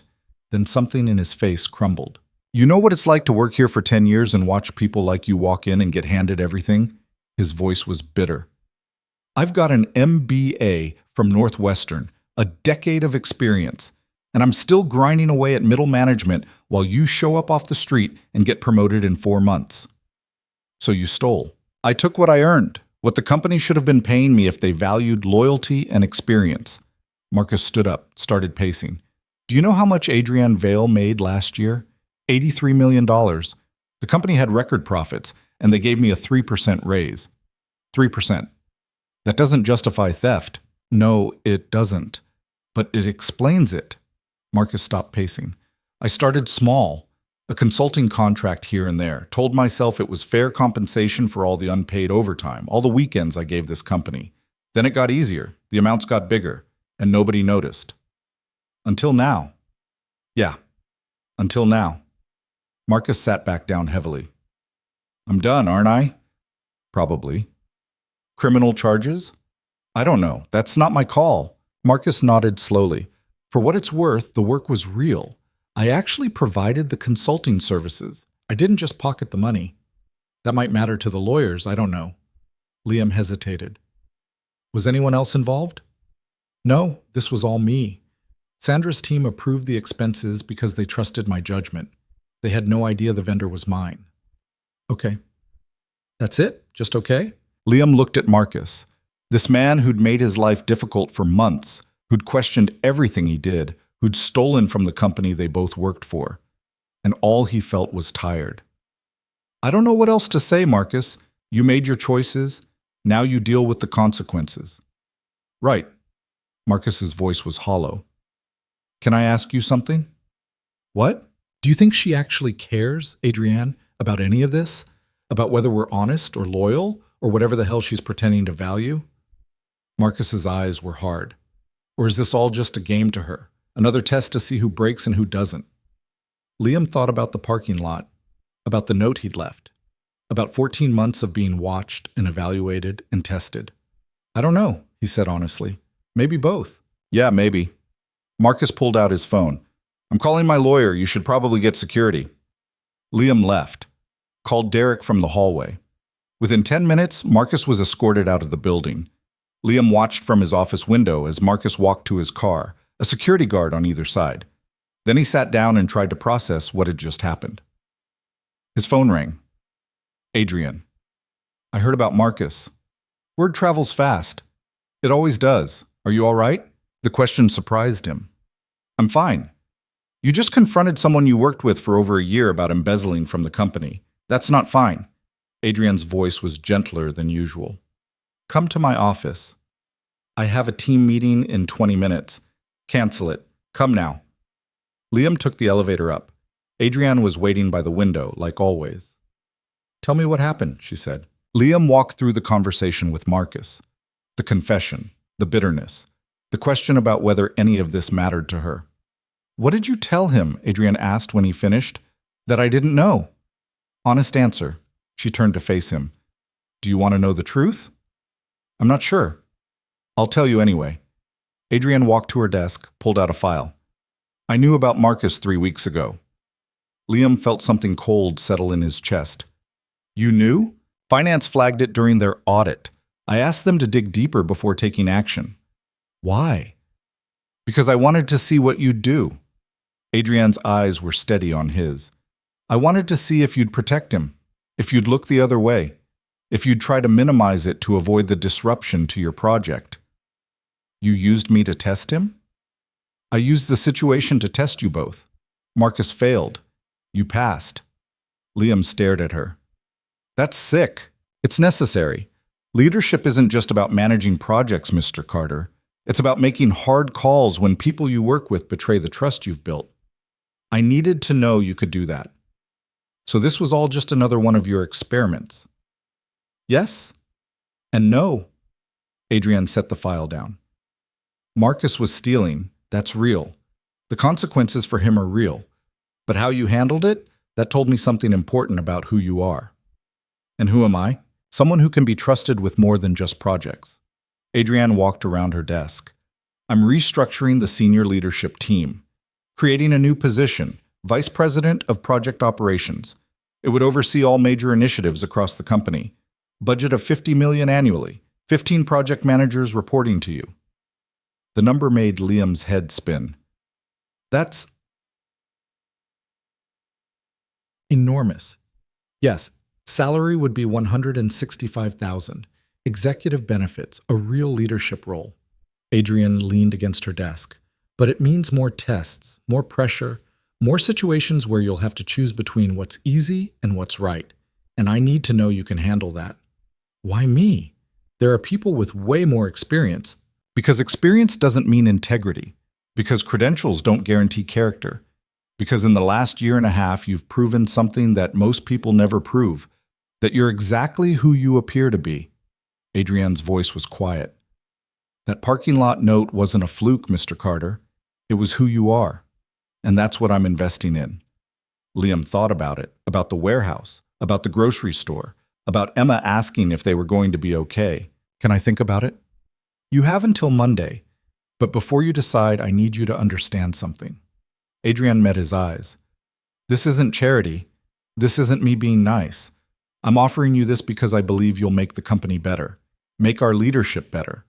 But I'm also offering it because I need to see if that belief is justified. So yes, there will be more tests, more pressure, more moments where you'll want to quit. That's not going to change. Will you ever stop testing me? Probably not. I test everyone. It's how I know who to trust. Adrienne almost smiled. But the tests get easier once you realize they're just life, just decisions you have to make anyway. Liam left her office with his head spinning. VP of Project Operations, $165,000. He could move Emma to a better school district, could get her everything she needed without constantly calculating costs, could finally stop living paycheck to paycheck. But was it worth it? The constant evaluation? The feeling that every decision was being watched and judged? That weekend, Liam took Emma to the park. They sat on a bench watching kids play on the equipment. "What's wrong, Daddy?" Emma asked. "My boss offered me a promotion, a big one." "That's good, right?" "I don't know. It means more responsibility, more stress, more time at work." Emma was quiet for a moment. "Do you remember when I got in that fight at school?" "Of course." "You told me that standing up for what's right is more important than taking the easy way. That's what you do at work, isn't it? The hard thing?" "I try." "Then you should keep doing it, even if it's hard." Emma looked up at him. "Because you're good at it, and because it makes you happy, in a stressed-out way, but still happy." Liam laughed despite himself. "When did you get so wise?" "I've always been wise. You just don't notice because you're working all the time." "Fair point."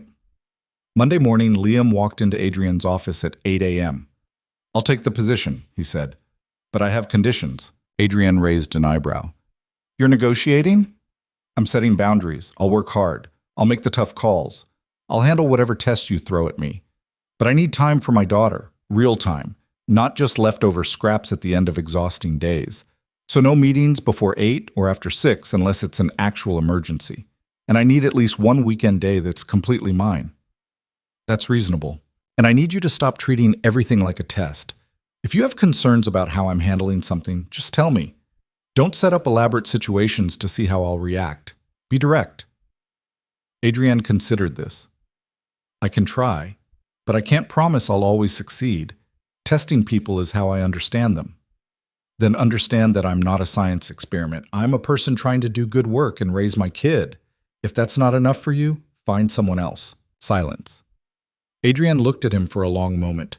Then she smiled, actually smiled, warm and genuine. "There it is," she said quietly. "There's what?" "The person I saw in that parking lot. The one who draws lines and sticks to them." Adrienne extended her hand. "Deal. No meetings outside 8 to 6 except emergencies. One full weekend day for your daughter. And I'll try to be more direct." They shook hands. "You start in 2 weeks. Meridian still needs to deploy, and I want you focused on that. After it's done, we'll transition you to the new role." Adrienne pulled out a folder. "Contracts already drawn up, Patricia will handle the details. Liam signed the paperwork. VP of Project Operations. It still didn't feel real. The final 4 months of Meridian were brutal. The full system integration went live in month 16, and problems cascaded immediately. Performance issues, data sync failures, user interface bugs that somehow made it through testing. Liam's team worked around the clock fixing everything, and he was right there with them, coordinating fixes, making calls about what to prioritize. Sandra's infrastructure team pulled double shifts. Nina's developers pushed patch after patch. Trevor's QA team retested everything 3 times. Even with Marcus gone, the team held together, maybe even stronger without him. The final deployment happened on a Tuesday morning at 6 a.m. Every system cut over simultaneously. Liam watched from the command center as thousands of users logged in, started working, tested the new platform. And it held. Some minor glitches, some user confusion. But the core integration worked. The 18-month project that had nearly broken Liam a dozen times actually succeeded. At noon, Derek found him in his office. "It's done. Meridian is live and stable." "Yeah." "You did it, Carter. You actually did it." Liam leaned back in his chair. "We did it. The team. I just kept them pointed in the right direction." "That's what leadership is." Derek sat down. "I heard about the VP position. Congratulations." "Thanks. You earned it. You know that, right? This wasn't Adrian being generous. You proved you could handle the pressure." "Did I? Because I'm pretty sure I nearly failed about 6 different times. Everyone nearly fails. The difference is whether you recover." Derek stood up. "Enjoy the next 2 weeks. Once you start the new role, the pressure only gets worse." He left. Liam sat alone in his office, looking out over the city, and let himself feel it. The exhaustion, the relief, the quiet pride of knowing he'd done something genuinely hard and done it well. His phone buzzed. "Emma, did your project finish?" "Yes, sweetheart, it finished. Are you happy?" Liam thought about it. "Yeah, I am." "Good.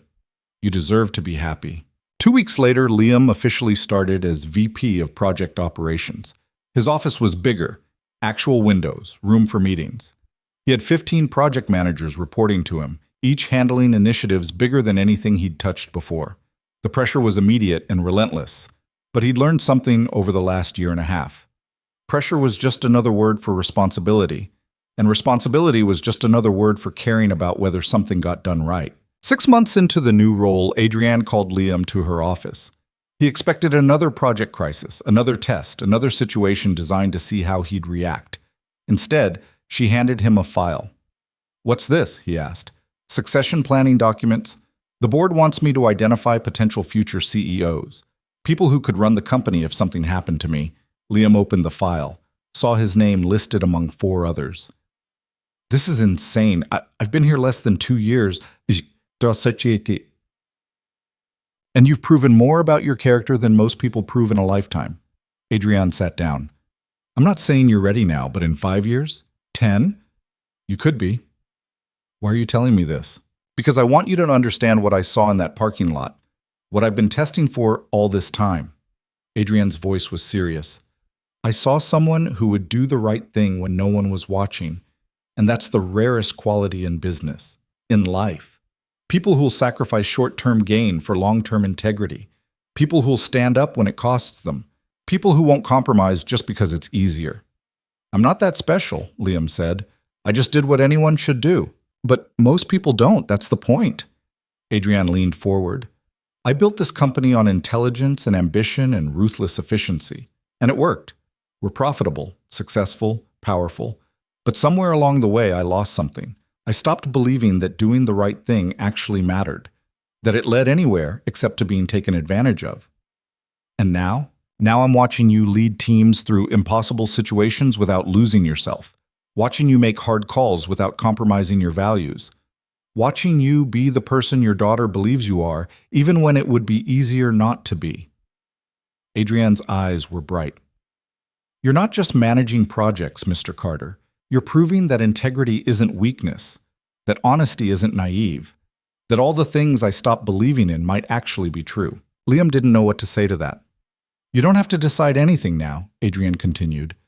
Just know that the path is there if you want it, and whatever you choose, you've already proven what I needed to see. Liam left her office feeling like something had shifted, not just in how Adrian saw him, but in how he saw himself. That night, he had dinner with Emma at their new apartment. 2 bedrooms, actual space, a neighborhood with good schools. She was 10 now, growing up faster than he could track. "Tell me about work," she said over pasta. "It was fine, busy. You always say that." "Because it's always true." Emma put down her fork. "Do you like your job?" Liam thought about it. About the pressure and the tests and the constant feeling that he was one mistake away from failure.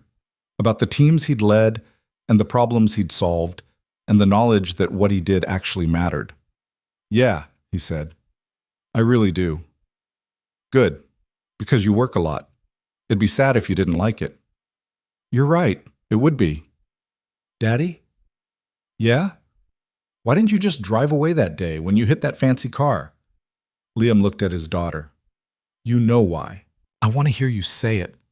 "Because you believed I was a good person, and I couldn't prove you wrong." Emma smiled. "I still believe that, just so you know." 3 years later, Liam was offered the COO position, Chief Operating Officer, second in command of the entire company. He accepted with the same boundaries he'd set before. Time for Emma, direct communication, no more tests. Adrienne mostly honored it. She still pushed him, still challenged him, but she'd learned to be more direct about it, and Liam had learned to push back when necessary. Emma was 13 now, dealing with middle school drama and starting to think about high school. They had dinner together every night, no matter how crazy work got. It was Liam's non-negotiable. One night she asked him the question again. "Why didn't you just drive away?" "Because who you are when no one's watching," Liam said, "decides everything that comes after." Is that true? Really true? Liam thought about it, about the parking lot and the note and everything that had followed, about the fact that one decision, one choice to do the hard right instead of the easy wrong had changed his entire life. "Yeah," he said, "it's really true." 5 years after that, Adrienne Vale stepped down as CEO. The board offered the position to Liam. He almost said no. The pressure would be impossible, the responsibility crushing.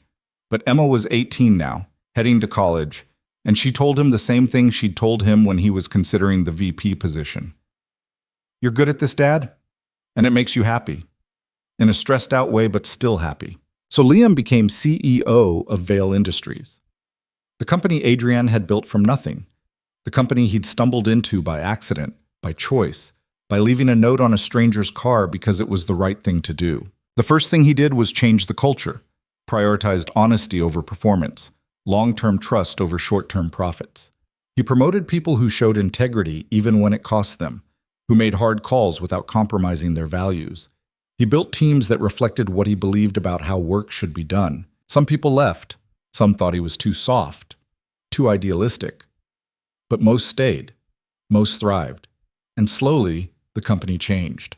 Not into something perfect, perfection was a lie, but into something better, something more human. Adrienne stayed on the board. She still tested him, still pushed him, but now it felt more like mentorship than evaluation. Like she'd finally found what she'd been searching for in that parking lot and could stop looking. 10 years after becoming CEO, Liam sat in his office, Adrienne's old office, though he'd redecorated, and looked out over the city. Emma was 28 now, working in nonprofit management, doing good work that made him proud. The company was thriving, his teams were strong, and somehow, impossibly, he'd become exactly what that anonymous note writer had said he'd never be. His phone rang. "Emma." "Hey, sweetheart." "Hey, Dad, quick question. I scraped a car in a parking lot this morning. No one saw. Should I leave a note?" Liam smiled. "What do you think?" "I think you raised me to know the answer to that question." "Then you already know what to do." "Yeah, I do. Thanks, Dad." She hung up. Liam sat there thinking about choices and consequences and the way one decision could ripple forward through a life. He'd been terrified that morning in the parking lot, exhausted and broke, and certain that doing the right thing would only make his life harder. And it had made his life harder at first, but it had also made his life bigger, richer, more meaningful. Because who you are when no one's watching when you're alone in a dark parking lot with an easy escape and a hard choice, that's who you really are.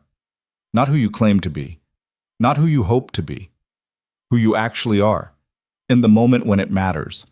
And every choice after that moment is just a continuation of that truth. Liam pulled out his phone and sent a text to Adrian. Emma scraped a car today. She left a note. The reply came immediately. Of course she did. She's your daughter. No tests for her, right? She gets to figure out her own path. I'm retired from testing, mostly. Adrienne? Fine. No tests, but I reserve the right to watch with interest. Liam laughed and put his phone away. Outside his window, the city spread out in all directions, full of people making choices. Small ones and big ones, easy ones and hard ones. Choices that would ripple forward through their lives in ways they couldn't predict. He hoped they chose well. He hoped they chose honestly. He hoped they left notes when they should, even when no one was watching. Because that's where everything started. And that's where everything good had a chance to grow. Sonnet 4.5